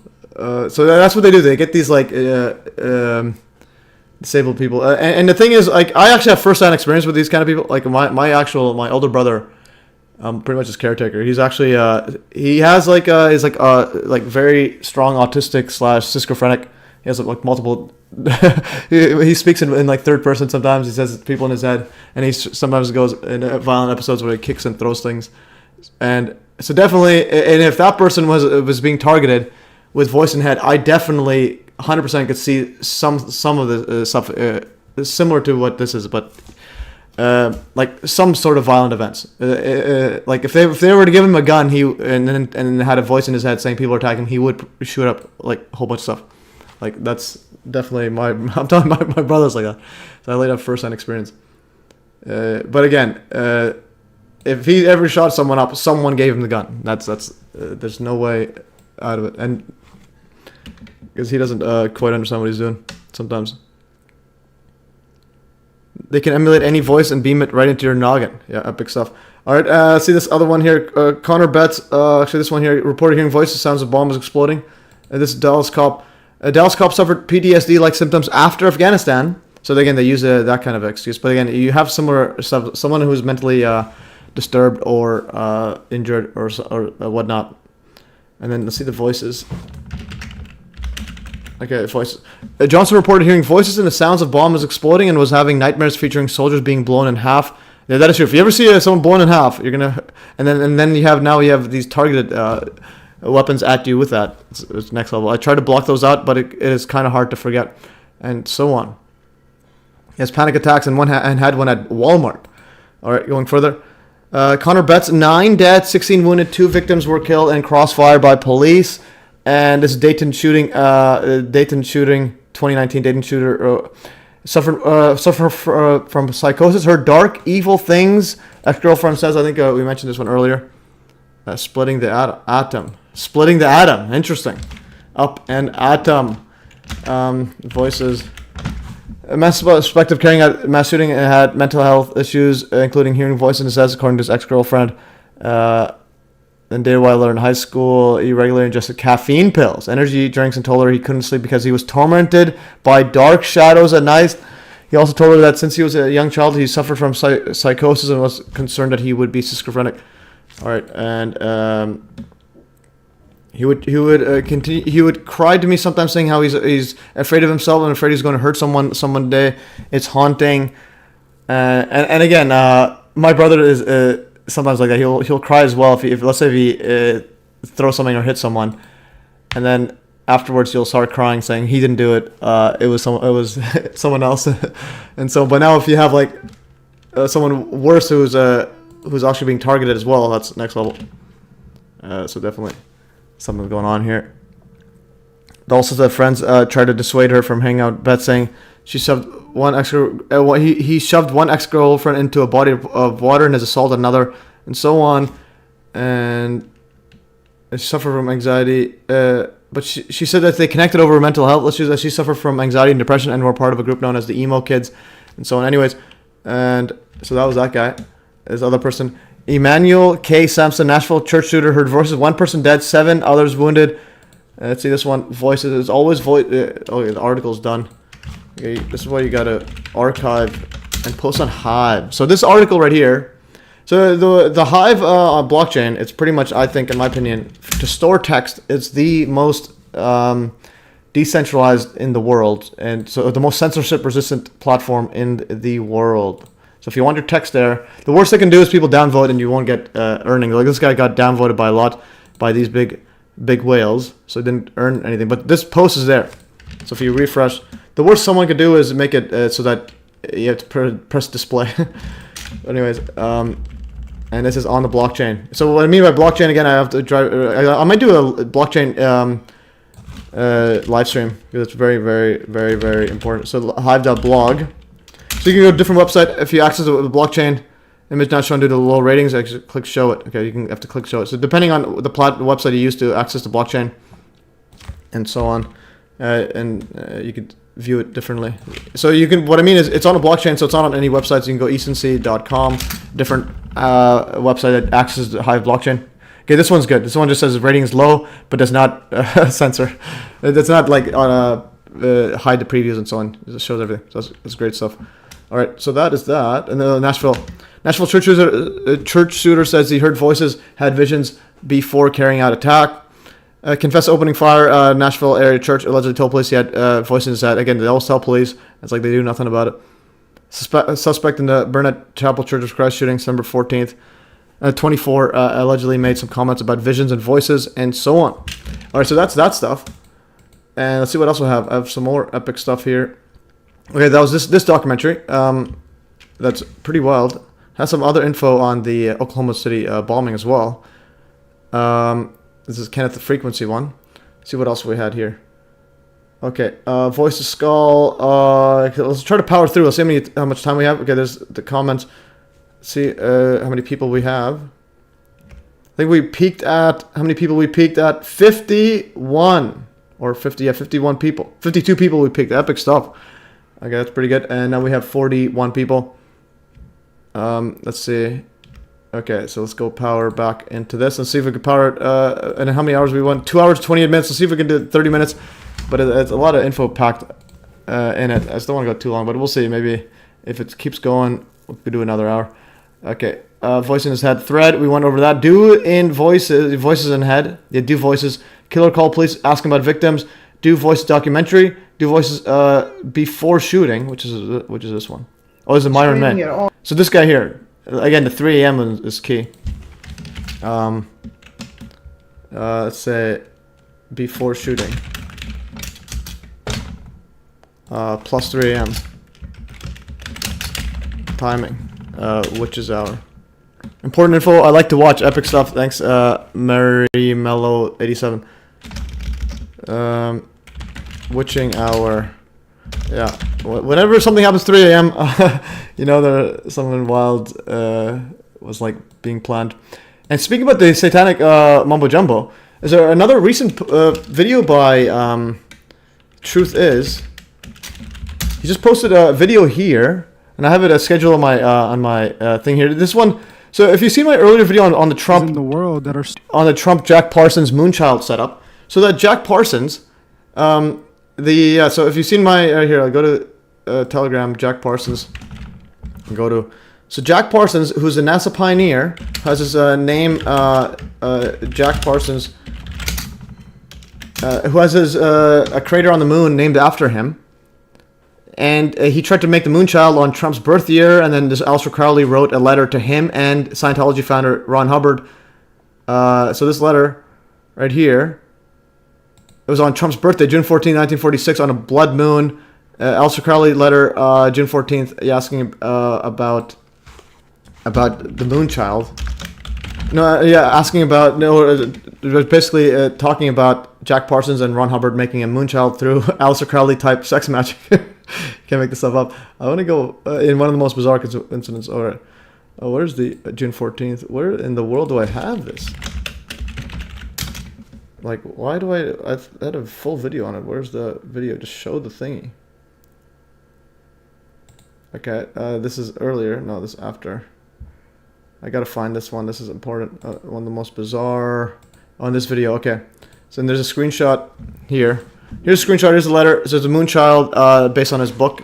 And then this is date June 14, 1946. It says right here, he's talking about Jack Parsons and dealing with the ordinary con man, Ron Hubbard, the Scientology founder. Anyway, so Ron, apparently he or Ron or somebody are producing a Moonchild, and he was a NASA pioneer. So I can't stress it enough. And so NASA pioneer, and then at his abandoned the space rocket facility in Florida. Jack Parsons, so he's been dead a while. He died at age 37, allegedly by a explosion gone wrong. And then, someone here, so there's this video about it. Someone in 2022 went to that site. So this guy's a python cowboy. Apparently, he just goes around looking for a python, like snakes, and captures a big snake and so on. And then he went to that abandoned site, and then they had an active ritual sacrifice set up that's still there at the Jack Parsons facility. Let's see some of this. The story I'm about to tell y'all is from the craziest night I have ever had in the Florida Everglades. The Everglades can be a very dangerous place, but it's not always the swamp you gotta be careful of. Yeah, and there's babies here. So a baby with a weird eye cut off and has like an inverted cross on it. There's a giant pentagram with what he says that it's blood that's recently still on it. Let's see some more stuff here. Translated after I left there, it turns out to say something along the lines of turn around, he's watching, run, hide, flee. It's one of them dolls on the ground there with its eyes plucked out. Same cross as the one I found out there, and I'm sure danger we put ourselves in the process, but there's all kinds of crazy stuff. You know, real kind of high society, Illuminati, wild thing. Develop. And there's a bunch of pentagrams, and again, this is a NASA place where the Jack Parsons, who was a occultist, whose day job was working with NASA. At nighttime was doing like Aleister Crowley rituals. And then where's the pentagram? There's pentagram and a three-legged real old and chair. definitely looked like something was possibly sacrificed or I don't know what, but definitely kind of a spooky situation. So that's pentagram. There's a three-legged chair inside a pentagram with some like blood there in the center. Looking like, you know, they were trying to do some kind of ritual or who knows what. Y'all are gonna call me crazy for saying this. Actually, when I was about walking into that room, something grabbed my leg and I looked down and it's one of them dolls on the ground there with its eyes plucked out. Same cross as the one I found out there. And I'm sure, you know, I just didn't see it and I kicked it while I was walking. But hey, it was a creepy night, y'all. And I swear to y'all, it felt like that sucker grabbed my leg while I was walking. But all right, yeah. And then there's other rooms that also has like baby gowns there as well, and it says sacrifice. And apparently police started investigating it after this video got out, but they just didn't do anything. So they just keep it abandoned and they keep doing their sacrifice. And I have it scheduled actually, so you can make sure to check my Telegram out. And I have it scheduled out right here. And also another thing I wanted to show is if you see my Trump predictive programming stuff. I said that there was at least 3 Illuminati cards that have Trump. This one with the bullet says, at any time, any place, our snipers can drop you. Have a nice day. Enough is enough. And you had the Hulk Hogan say enough is enough during the National Convention, just before Trump shows up. And now you have charismatic leader. There's Trump. And then you have the second bullet, this one. So something might happen. Definitely something might happen to him again. But and actually gets taken at least according to script. But then there's a third, but there's a fourth one. Oh, the second bullet. Yeah, the second bullet one. And there's a fourth one. So deep agent, you may totally negate the privilege of a privilege attack. The attack continues, but the privilege may not be reinstated. Interesting. So there's this guy. He's got the hair, and he's got his right ear pierced. Unbelievable. I got to add that there.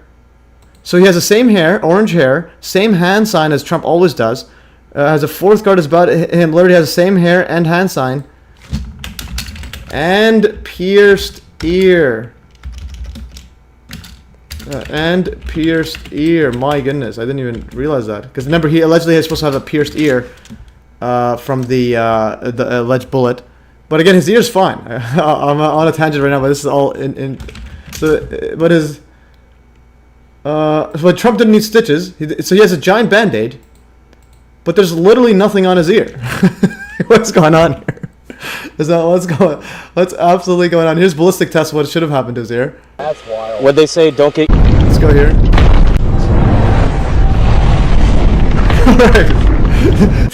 It's like a giant shockwave, and he's fine. All right. Simpsons also predicted weird. Yeah, the second bullet. Second bullet's supposed to happen. Okay, and there's him right after, like a week later. Nothing happened to him. Okay, and going back to this stuff. Okay, this is satanic stuff there. And I'll go back to the hand sign. The hand sign's absolutely wild. All right. So the hand sign. So there's Trump doing the deep agent. Literally, and you got the left eye. Look at the one eye symbolism, the Illuminati. Whenever I see one eye, again, there's Trump doing that all day, and he does that all the time. The same hand sign. He said my hand was full of blood in the speech. Yeah, it was like a dripper of something, of reddish something. And so there it is, doing the Merkel hands, doing this hands. It's like even Kevin O'Leary. And then as always, I got to show this one now, the new one. View quote. So if you go to quote right here, view quotes. Illuminati switching up their hand signs after the old one was exposed. Like mainly by me. I was like pretty much the biggest promoter of that hand sign. Now you got this hand sign. Is Benjamin Netanyahu talking at the Congress last week, and now you got this guy doing this hand sign. Now he's aiming at it, so that's a new one. They got called out, so they were doing this before. Now they're doing this. So if you see anyone doing this, if you go to a party and someone's doing that, you know, just run away. If something's gonna happen, and if it's 3 a.m., something's gonna happen. But anyways, if you see someone doing this, just like you know what they're up to. It's so fun. It's like the way they have to switch it up. They're like these meddling kids, always ruining their hand signs. All right, so that's that stuff. Yeah. Let's go here. Okay, I think we were okay. So we got sidetracked into this And what's the next one? MSM article on target individuals. Okay, so we have that. This one. Okay, that's 3 a.m. Now we have the MSM article and also the documentary. There's a documentary right here. This one here, 961,000 views. 6 years ago, this is pretty epic. So, interrogation tapes show Nick was a victim of dark energy weapons, one of those shooters. And then here, so mass shooters, again, you have to be careful about saying if something's fake or not. At first, because you have to distinguish between a false flag, like actual things happening, and then hoax, which is like the other setup. Like the Ariana Grande one. You gotta make sure, yeah, because sometimes people die, sometimes don't. Let's see this. And there's an interesting quote, the Bible one. What do these mass shooters have in common with the deception that we were warned could deceive, if possible, even the elect, like 9/11? Past Hitler's now about it. Interesting. We were told by the government that MK Ultra stopped decades ago. But this content will prove not only that it is alive and well, but its offshoots are still covertly performing experimentation on Americans. But now, they're on steroids and with a mission. This took nearly a month of research, and my hopes are that the info can help bring awareness to many, and a warning to expose what could be the beast's plans to control and deceive millions, if not billions. This is extensive. I do hope you're able to take the time to get through it. Love you.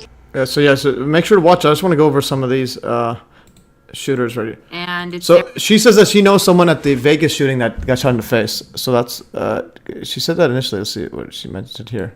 Is going into a perspective regarding these mass shootings that I'm not really seeing anyone else talk about. One thing that I wanted to mention right off the bat is the danger of so many people that call themselves truthers immediately jumping to a conclusion of calling things a hoax. I'm beginning to think that at this point, that's even a part of the plan. Because by the time you see stuff on mainstream media calling out the hoax and vilifying all people who question anything into the category of these tinfoil hat conspiracy nutters, you know that it's a part of the plan. Tonight on social media, right-wing conspiracy theories going viral. The unsubstantiated claims say he's a crisis actor. Every shooting, there's some sort of conspiracy theory about how it was someone else and it was staged and it was this and it was that. I mean, at the highest levels, they have lost their minds. There are always crackpots in situations like this who come out of the woodwork. The far right wing thrives on conspiracy theories. Notice it's right wing. Now it's the left wing. The Trump shooting, it's the left wing now. I have some bad news for you. You're crazy. You're a crazy person. Your brain is not functioning. When we know the beast's plans for America, the Whore of Babylon, these divisive measures by the media make perfect sense. Many unbelievers may not realize Yeshua warned us about this, as well as the sign of these days long, long ago. In Luke he said, "They will be divided, father against son, and son against father, mother against daughter, and daughter against mother." Wow, have you ever known this to be more true in America than now? What is coming next is the inability to even express an opinion or question the main narrative at all. What else has been happening as these kids buried their friends? Some sick conspiracy theories have been cropping up. We can't continue to allow American discourse to be driven by a few voices who speak the most loudly. If you aren't crazy, which most of you aren't, you can't just sit there and let these scumbags spread these lies about these kids. Free speech, hanging on by a thread. Questioning the main narrative is about to be the equivalent to having the bubonic plague in 1350. Facebook, YouTube, and Twitter all condemn the conspiracy content, adding they're removing videos and images that violate their policies. Now they can more openly censor Americans and vilify anyone who questions the official narrative, because anyone who does so will now be lumped in with those who weren't doing real investigation of false flags, but just yelling hoax. Which gives the other people around us permission to essentially hate us and want us destroyed. But anyways, again, even if you say false flag, same thing. It's they're gonna attack you if you're not following the mainstream, regardless, and ban you anyways. But so you gotta be, you gotta just hope they don't ban you. But the thing is, if you go long enough, you'll realize they switch up, like Keith Olbermann. Keith is like my favorite loudmouth guy. It's just so funny. Channel hacked. Don't forget Pizzagate. Hollywood went dark. Coincidence. Channel hacked. Max Tall. Interesting. Okay, this right here. So Keith Olbermann, this is from the scumbag. This one here. He says this is from the scumbag Alex Jones, who claimed Sandy Hook was a hoax, and he wrote there remains no evidence he was hit by a bullet. All right, so we have the right wing and left wing switching places. What's that? Okay, I want to go. Anyways, so yes, some of the shootings may be real, some aren't, but they're obviously going to be staged. Almost all of them are not random.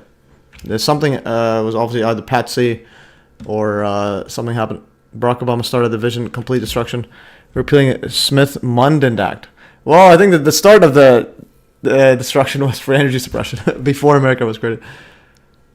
Yeah, Jimmy, audience cheers, silence people with questions. Well, it cheers because the sign says cheers. Shooter, about 20 feet from me, standing at the end of the hallway, active. What's the Vegas? Other conflicting information about who did it. I unlocked my door, and the kids just started pouring in my room. I was pulling them and shouting at them to get in the room, and then I suddenly saw the shooter about 20 feet from me, standing at the end of the hallway, actively shooting down the hallway, just a barrage of bullets. And I'm staring at him thinking, why is the police here? This is strange, because he's in full metal garb, helmet, face mask, bulletproof armor, shooting this rifle that I've never seen before. Everybody started running to the other exits, but that's when the other shooter started coming up. That's when the other shooter started coming up? Interesting. And then I thank God to this teacher who opened up her door and let all of us in. I assume that it's a code red drill because they told us earlier in the day that we're going to be having a code red drill. I assumed it was blanks. In the moment I wasn't, because there was definitely another shooter involved. Well, you think he was not the only one? No, definitely not. Because when shots were fired, I saw him after the fact. And the shots were coming from the other part of the building. So there definitely had to be two shooters involved, I believe. Since Nick Cruz did admit to carrying out the shootings, we will assume that he at least partook in them to some degree. What he said in the initial reports of the investigators who spoke with him was completely glossed over after the first day. Which, by the way, this is very common. I was in the South whenever Timothy McVeigh, if you will recall, the Oklahoma City bombing that happened with the truck bomb in front of the Murrow building as a federal building in Oklahoma City. And you remember Timothy McVeigh was blamed for driving that truck up and for being responsible for that. But if you would have lived in Oklahoma City that day and you would have watched the local newscasts, they all reported that, in fact, there was another bomb in that building that did not detonate. Police and emergency crews are talking about moving us back because of the danger of a possibility of another explosion. I think he said another bomb. Another bomb, move back. Oh my God, another bomb. They will use that trailer. You see the bucket on the back there, sort of, this is how they would transport the explosive device away from this populated area to try to do something with it. A second bomb was found on the east side of that building. A bomb squad is on the scene. That second bomb has not exploded. We don't know quite the status yet, if they've managed to defuse it. There have been reports of two explosive devices, unexploded explosive devices. Two different explosive devices were found. First bomb that was in the federal building did go off. It did the damage that you see right there. The second explosive was found and defused. The local media were doing a good job the first day. Local law enforcement also, I believe, was doing a good job. But once the feds came in, things started changing. Well, initially that morning, all the media that was downtown there were reporting the truth. They reported the truth about the unexploded bombs, undetonated bombs being removed from the building. By afternoon, things began to ease a little bit. You could sense a difference, and by the next day. A massive car bomb exploded outside of a large federal building in downtown Oklahoma City, shattering that building, killing children, killing federal employees, military men, and civilians. Authorities now believe the truck that bore the bomb was parked in a space alongside the federal building. The FBI said today it was a huge explosion and that the explosive used was most likely a simple... Right, go back. Look at it. Just all turned to dust. We'll see this again. I said today it was a huge explosion, and that the explosive again, like it's like the whole thing just got evaporated. Injection to all events. It's on the news. Nobody needs to listen. Well, but the thing is, if there was a second bomb, I think what my view it could be, because again, you can't just ignore whatever the news reports are, because a lot of thing is going to be. It's like similar to the Jenkins one saying that 9/11 the rubble evaporated. So you might get some nuggets of real truth there. Like this one, the second bomb could be actually the only bomb. It didn't go off because what actually went off was a directed energy weapon. Used was most likely. We'll get to that in a bit. A simple combination of fertilizer and fuel oil. So it definitely was not fertilizer, fuel oil. If you look at the initial report. Yeah, so the initial report said they can. So for example, OKC. So if there was an actual bomb, it didn't go off, and they would say second because the one already went off was actually a directed energy weapon. So here's side by side comparison of this is on the left. OKC. The right is the building 6 of the. Building 6 of the 9/11. So you can see, like, it's like they just cut it off cleanly. Like, what is going on here? where's the giant levels there? And this is cleaned off as well. It's just like there's nothing falling there. Right? Yeah, one of them has WeCheck's bottom. That's the WDC. Yeah, so that's very interesting. And the clear blue skies and so on. But yeah, again, and look, it looks like just cookie cutter off it. So if there was if the news report is right that there was an actual an extra bomb, it could be that's the actual bomb. This one is a directed energy bomb, and then the other one didn't go off because, like, let's say, because you have to think about the logistics. So maybe they actually had the Patsy drive there thinking it's going to blow up. Then this goes off. Then they have the other one. Then they capture the Patsy or he dies or whatever. I didn't look at the details. But anyways, that one didn't go off. And then you have the news reports about it because they were just all random. It has to, you can't have every single one on the payroll. And then you have and then those guys just get ignored by FBI, and then all you have is the mainstream narrative. Yeah, fertilizer. Fertilizer did this to the building. All right, yeah, and they had toasted cars too apparently. We will get to that in a bit. Okay, and again, here's the top view. This building 6 got a bunch of circular holes carved into it, and so on. And speaking about that, we need to find out how exactly this was done in the free energy tech, because the mastermind was in a plea deal. I know, but if you have been at this for years, as I have, my interest in fresh events is near zero. I'm interested in historical scientific explanations, not current events so much. Yeah, definitely. But again, like every event, I don't want to just like gloss over anything. Have you seen Trump with a red hat on, with his right eye covered with a shadow, like on that card? I'll post if you haven't seen it. Oh, thanks for the donation. Yeah, definitely send it. I haven't looked at that, but I'll have a look. But if you can send it to my Telegram and tell me you've sent it or tag me in it, send me my MES links. Telegram right here on the chat. So you can send in the chat, or you can go in the group and reply to somewhere. But yeah, just send in the chat. Spread it thin. My farm is big. All right. Going back to this. Yeah, so this one. Yeah, it's the mastermind. Anyways, the mastermind's caught, guys. We did it. Okay, so so apparently, finally, the mastermind 9/11 is getting the justice he deserves. Hopefully, he spills the beans on the free energy technology he used to turn the towers to dust. So we found him, guys. So Justin, 9/11 mastermind Khalid Sheikh Mohammed, and 2 other terrorists have awaiting trial on Guantanamo Bay strike plea deals. There it is. We found him, guys. We did it. We found the mastermind 9/11. He's gonna. We gotta make sure. We gotta send him to Gitmo again to get him to spill the beans on free energy directed free energy tech. Let's go back to the other one here. I have more of this one, mastermind. What's interesting here? This was on the news that EW 10, the Catholic channel. So News Nightly, alleged mastermind avoids death penalty. And now you have and look at the laser beams from the directed energy weapons from space on the Twin Towers right there. All right, almost like they found some random guy. They're like, this guy, you did it. You did 9/11, you stupid. Who believes this? And it's like it gets even worse. Like when you read them, it's the mastermind. How utterly stupid the elites think we are. So there's the principal architect.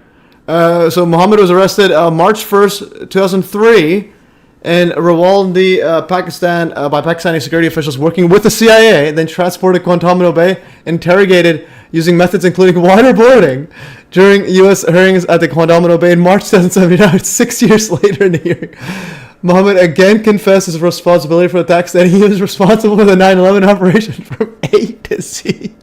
And the statement was not made under duress. He's gotten beat down. This guy's... Alright, this is like the poster child for patsies. This is move over Lee Harvey Oswald. He's gonna talk now when Malcolm announced torture. He said nothing. Let's go waterboarding. Alright. Let's see what waterboarding is, guys. Okay, so he was tortured with waterboarding. Waterboarding torture. Like, unbelievable. Just show it. My goodness, what kind of former torture is spilled over it? Yeah. So you put water on it like this, and it induces drowning. So you put water on it, you fill with water and stop. So this is let's go.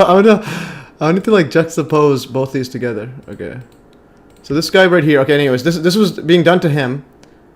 So they found some homeless guy in like Afghanistan, and they're like, all right, they waterboard him. They're like, you have to say you did 9/11. He's like, what? I'm like, who are you? I'm like, where's my donaire? Give me my food. Like, okay, they beat him down, and they're like, they started tearing duct tape from his shoulder. Yeah, and they're like, we're gonna rip off some chest hair as well from you. Always click on pictures. All right, yes. All right. So, anyways, so what is going on here? All right, so they got the confession on him. All right, they did it. And then they interviewed Osama bin Laden, saying that they went to a secret compound. And before that, they were calling the anti-Soviet warrior, puts his army on the road to peace. All right, whenever you hear peace by the MSM, you realize war is coming. All right, there it is. And there's Ellen DeGeneres hanging out with war criminal George Bush. What is going on here? All right. We've had enough of this. It's nonsense. All technology torture just involves water. Yeah, so instead of microwave tech, they could have... this was before microwave tech. Let's use this. We don't need voices in the head. Okay, and the water goes in. Anyways, so we are... That's absolutely wild. Okay, I'm losing some energy. We got wrong place to the wrong place. Oh yeah, the guy's at the wrong place at the wrong time. He was just chilling in some like village. He got beat down by some SUVs, black agents, like people in black suits and driving SUVs. They found his passport at all 4 explosion sites, and then there's the they found his passport. Okay, so going back here. Yeah, so apparently Muhammad Atta's passport was found at the Trump shooter as well. And then here's the where's the passport? Yeah, they're going back here. Another development on Saturday, New York officials revealed at a news conference here in the city that a hijacker's passport was found blocks from the World Trade Center crash site, if you can believe that. No other details were given, but the discovery prompted the FBI and police to expand the search area down in Lower Manhattan. That a hijacker's passport was found blocks from the World Trade Center crash site, if you can believe that. That a hijacker's passport was found blocks from the World Trade Center crash site, if you can believe that. That a hijacker's passport was found blocks. Yeah, so anyways, so this was found before the towers fell. Anyways, I gotta lower my chair and my thing's broken. It's gonna take a while. And we're gonna try to finish this quickly. It's 3 hours already. It's like this has to break at the last second. Unbelievable. Alright. 1 second, almost there. Okay, 1 second. Lower a bit more. Just want to stand for the... Okay, Maggie, $3, thank you. Maybe get paid for a better standing table.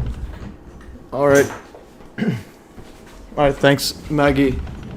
No, I can't believe that. Are you familiar with the work of Jerry Marsunksi, a scrapped idea that majority of these voices people are hearing are demonic in nature? Loving stream.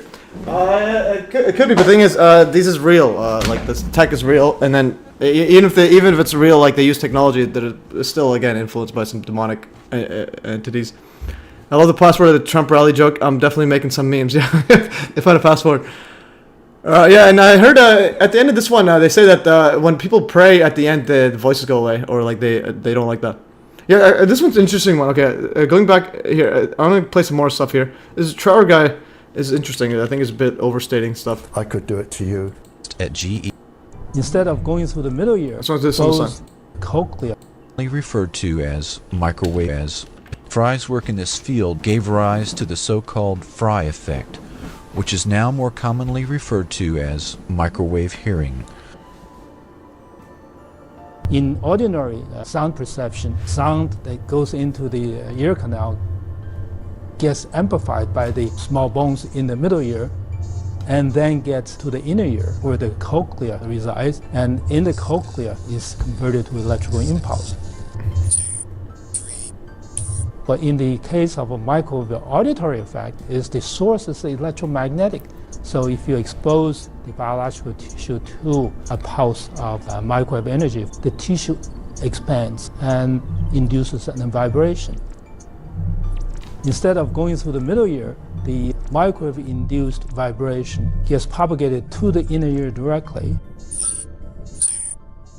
Renowned author and speaker Nick Begich cites more than 30 patents that show mind control is possible. Begich used this infrasound device to demonstrate on me. I can hear it when you press it to my skin, but not when you take it off. Right, and so it's almost like it's right in the center of your head. And you can do that even if you weren't touching my skin? Not with this device, but if I were using a microwave carrier at a distance, we could achieve the same thing. And something that I worked on, and I'm not proud of, but it's called the Voice of God weapon. There are 4 different technologies that can pipe voices into an individual's head. You're rewiring their thought processes and brains. There are scientists that have come forth. This is a good interview. Not saying it. Meaning, I believe this technology predates the light bulb. I think free energy tech has like been it's an ancient tech, in my opinion. And then like I think cars are more advanced than the actual technology they have, like anti-gravity, because cars require like a lot of limits. It requires a lot of requirements, fuel requirements, like material requirements. It has to make sure that the wheel doesn't wear out, the engine doesn't wear out. You need enough oil to get from point A to point B. Everything's got to blow up at the same time. But then free energy, it just runs, anti-gravity just floats, so you don't need actual roads on the ground. So in other words, it's not so actual real technology is more primitive than the modern technology. So modern technology, like an airplane, is more advanced than a UFO, in my opinion. Yeah, assuming that the tech is just simple, because you remove all requirements when you have free energy and anti-gravity. You remove all like a lot of moving parts. Okay. There's an old ex-FBI interesting view at Reiner Fulmich about Andrew Johnson, after Andrew Johnson destroyed Richard Gage in a Truth Summit. Interesting. And I just want to go to, this part here. It has more stuff here. And then this person here saying that she was being targeted. There's a lot of people like this. So this one here is very interesting. To want them to estimate each some estimate each target generates millions of dollars of research money. I'm scared. My voices keep telling me that everyone's gonna kill me.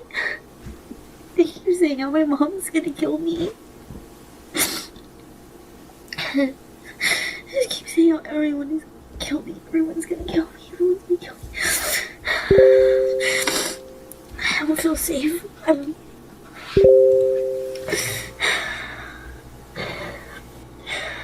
My mom is supposed to come right now, but they say when she gets here, she's gonna stab me.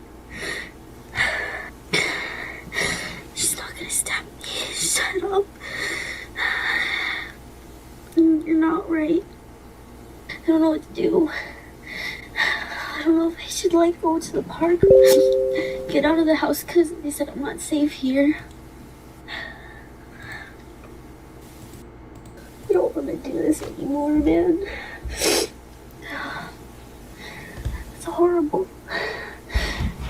Please stop saying that. You're telling me to go get the knife. Go get the knife. Dominique! Yeah? What? Where are you? I'm in my closet. What are you doing in your closet? Guys, the more I learned about this person. Okay, yeah, that's pretty ridiculous there.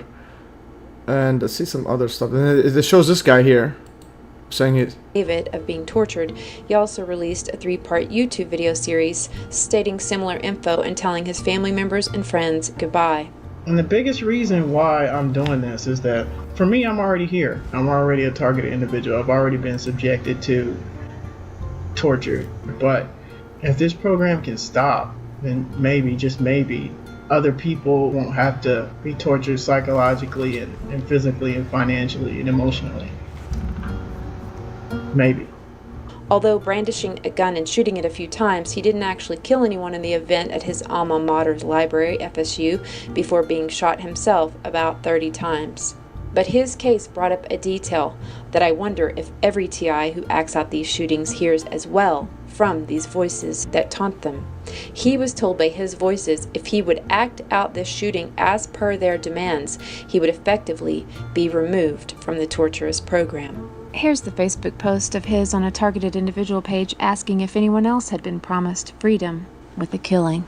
Certainly this is not to say that every single mass shooter... Okay, it's, person says, why did she film that that other one? Well, it's similar to this other guy filming it. I don't know. People film themselves doing a lot of stuff. Like, it could be real. It doesn't... I don't see why not. Rotary says, interesting. Bigfoot, it says they use ultrasound to stun people and freeze them. They usually pee their pants from the waist. Interesting. So technology I was referring to was the voices subjecting the victim to self-destructive behavior. Interesting stuff there. Myron May 33. Okay, this one here, I think a lot of them, apparently the Boston Marathon bomber, apparently also, if there was bombing, if it was real or not. But the actual person that was being blamed said he heard voices. Ordering that the voice mind control to describe the phenomena, according to a background story published by the Boston Globe. Tamerlan also told friends that the voices were ordering him to do things. As he got older, the voice became more authoritative and its bidding more insistent. Miriam Carey drove her car through a White House barrier. So this one we showed earlier. Before she was shot to death by security in front of her baby girl. Oh.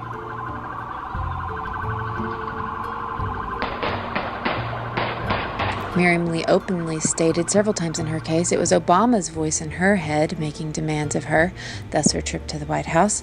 Considering it now only takes a small sample of someone's voice to create a sample audio track able to say anything, this is certainly feasible with the same voice-to-skull technology. Yeah, and this was 6 years ago. Now you can do it easily. You can just go on and download an app and do it. I've done it. I've actually called someone using a fake number just for a prank.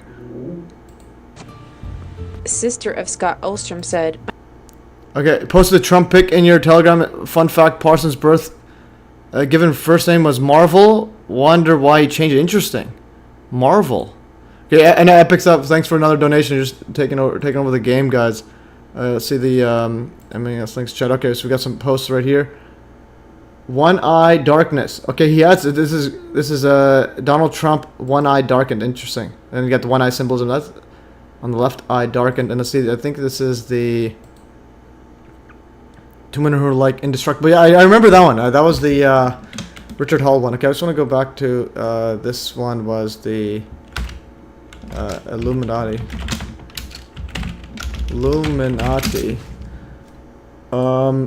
Yeah, is that left eye? Which one did he mimic exactly? Was it?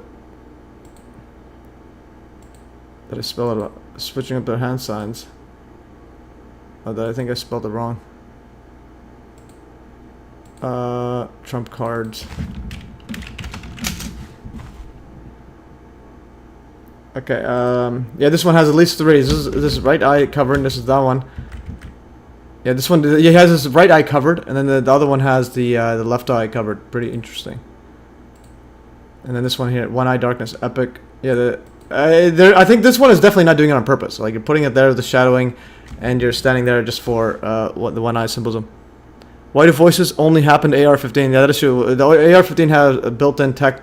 Speak about that. See this one, voice of God patents. Let's go over some of these.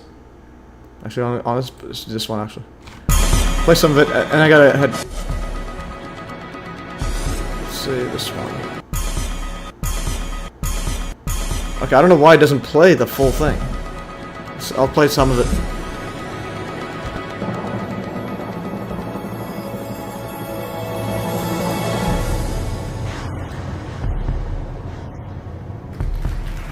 Oh, it's this guy, yeah. I think this guy talked about. I became an inventor by accident. I was out of the Air Force in 1956. No, that's not true. I went in 1956. Came out. I just want to continue further. What it's good for. Of course, like light, it's great to be able to put sound. We're also working on noise canceling things like snoring, noise from automobiles. Anyways, some of these shorter clips are exactly where to watch. I still don't have, but that'll be for later. Anyways, guys, I just need to power through and let's see what else we have. Because we have, I might do a part 2. It's 3 hours in. I don't want to do it like 6 hours because you can keep going on and on. So the next one is MSM. Oh, actually, going at the end here. Going back here. My brother is not this, and to stop us from So Brentley says a prayer somehow stops the voices. Let's see this one. the mark of the beast. And my mind began to torment me and almost became literally blanked out. My stomach began to shout out loud, Jesus, please help me, I'm afraid. But the message couldn't get out because my mind was paralyzed and I could not process my thoughts whatsoever. We know that a false flag of gargantuan proportions is coming that will instigate the entire world to take the mark of the beast. Many of us already understand we're all going to get along fine. Where's the thing here? Through. And I see in the comment section over and over and over that is the only thing that worked for many people.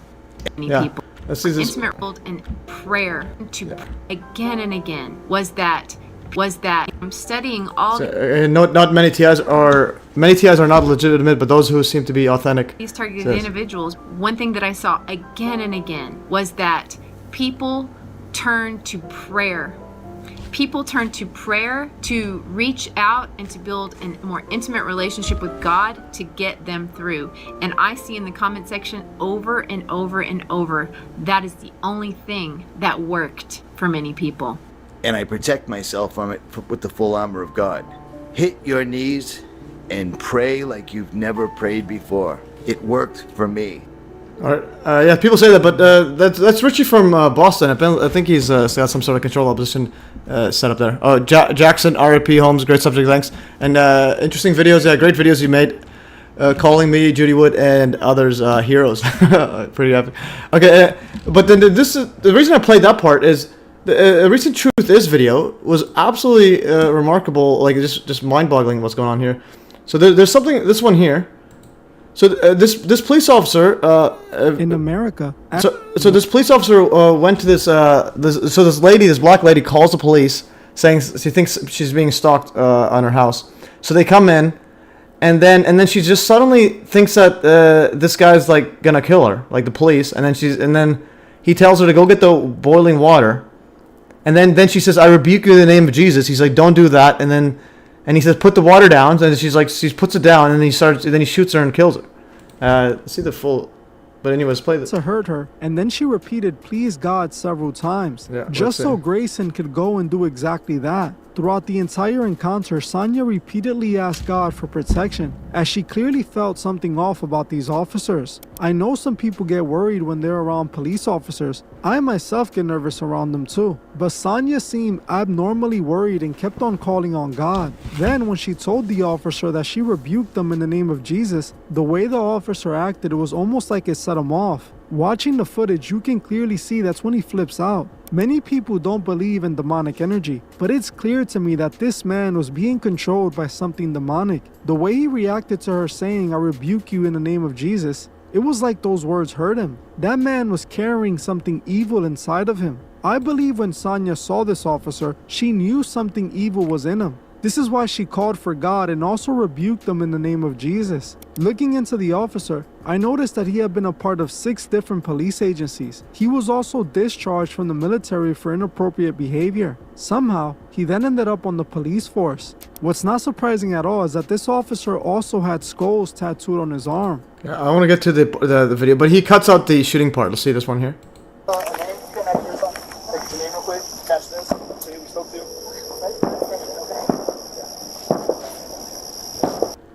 Where's the water again? She's on the ground. Okay, just boiling water. Nothing's enough. But anyways, he literally just cold-blooded killer. I've seen the video.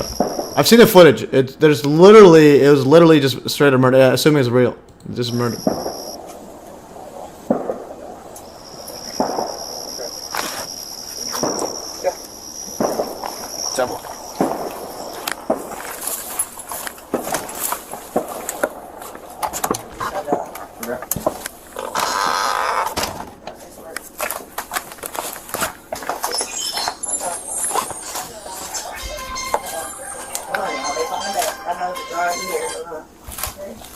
And the other part is, remember, she called the police to come to their house because she thinks she's being stalked.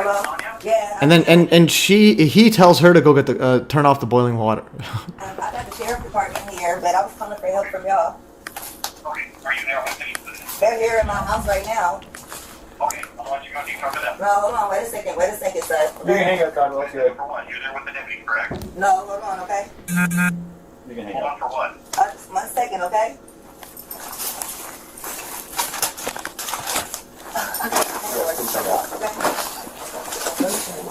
Okay.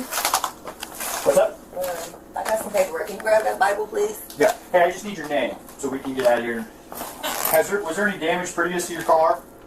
Previous, yeah, it was. Okay, what was the damage? A dent, I believe. What about windows? Oh, it was something that happened earlier. Okay, perfect. What is your last name?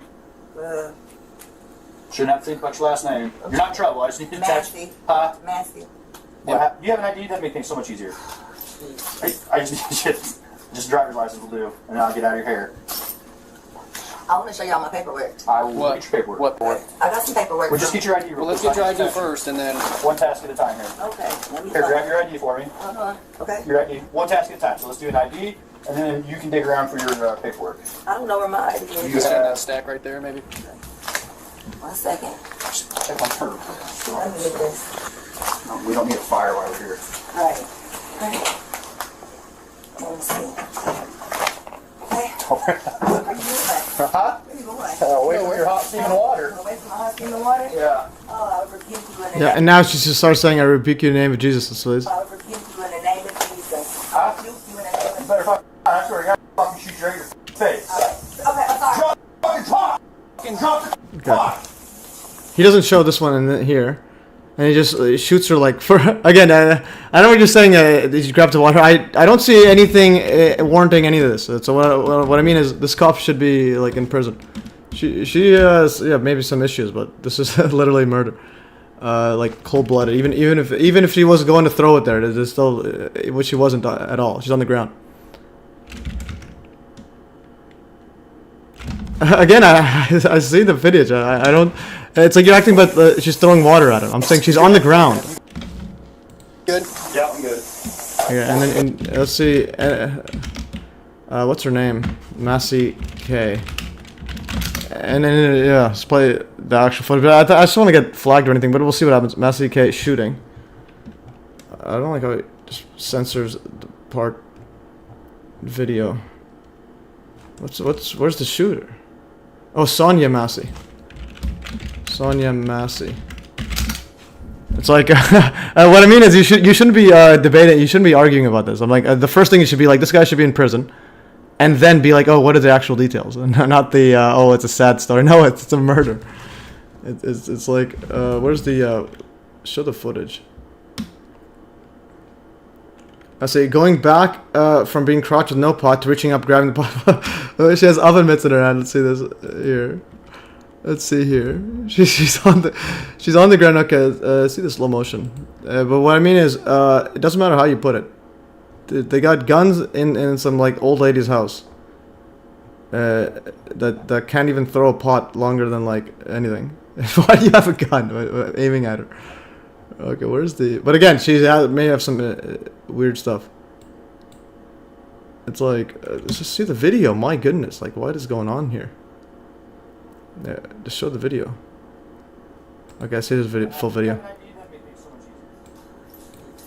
Okay. The first. So somehow, yeah. Let's see that. Yeah.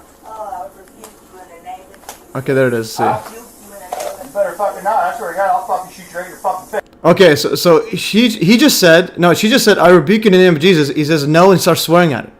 What is in the world is going on here?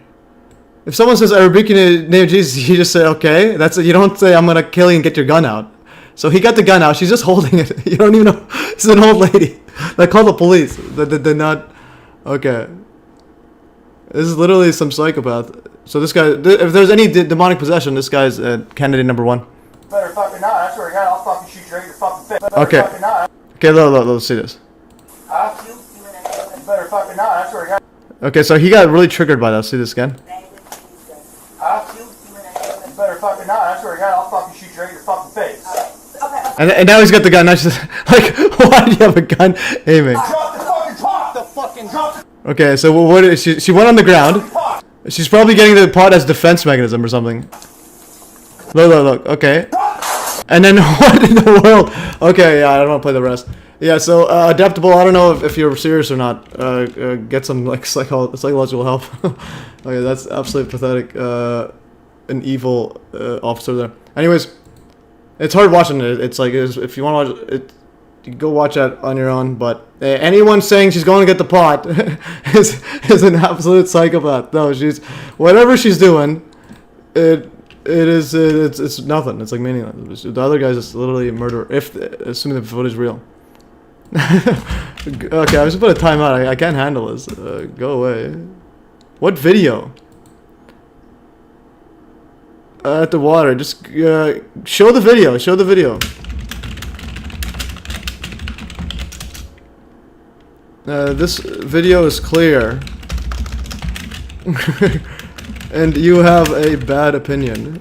Like a really bad opinion. Like those kind of opinions pretty much why it's like if you don't want gun control, like anti-policing stuff, you should not giving your police giving your opinion like that. That's just absolutely pathetic.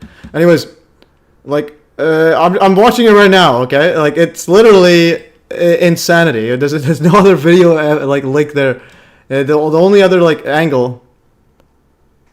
Yeah. Number 1, don't call the police if you're black. You gotta be 100% sure.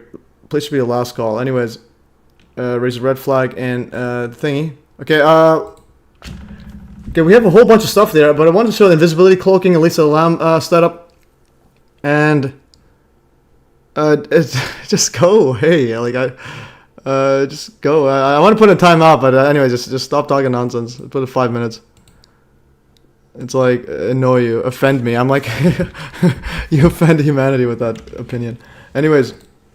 Okay, let's put a 5. Everyone has an opinion. That is true. You have to realize that. Like I don't know how anyone can see that and not be offended as a human. To say that police officer is also a human. Like that was pure evil. Okay, interview with anyways. John Hall worked at the CIA. Voice of Skull. Anyways, I am losing some minutes. The other one I wanted to go over was James Holmes' Batman movie. But I think it's 3.5 hours. Lisa Lamb one, Matthew. But oh yeah, okay. Last setup here.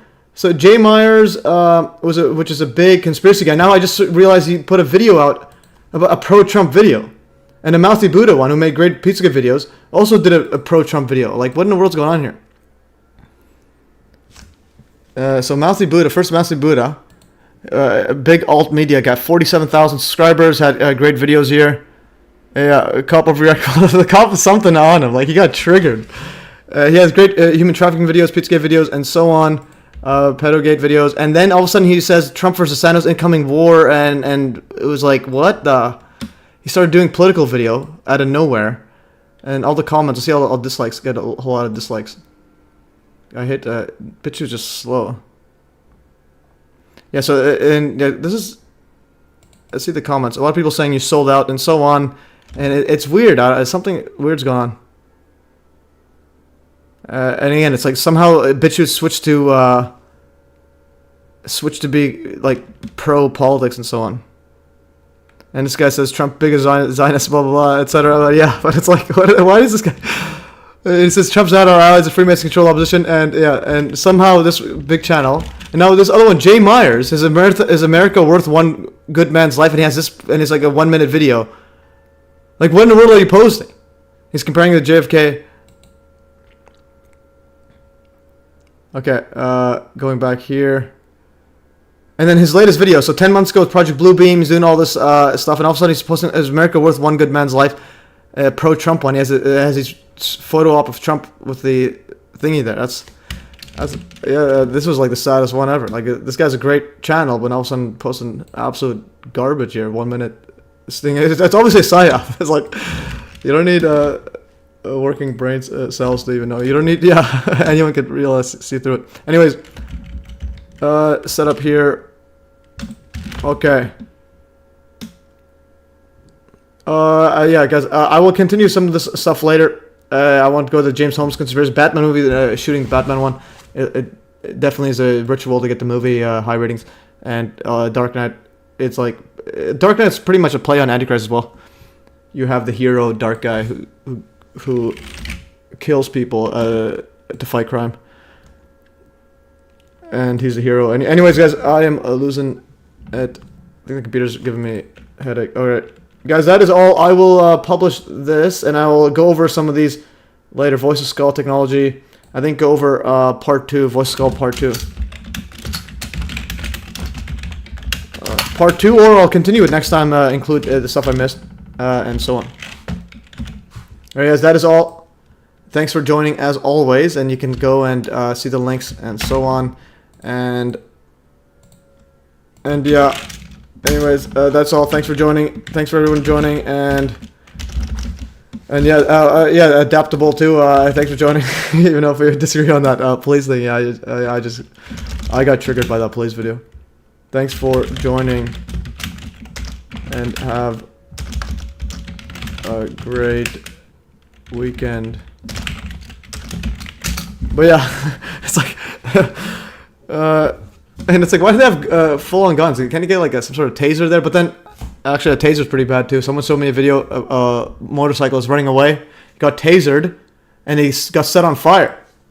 So that was pretty wild. Anyways, thanks for joining, guys. Hopefully you enjoyed. And that's all for today, guys. I'm going to end the stream in 3, 2, 1, and end stream. And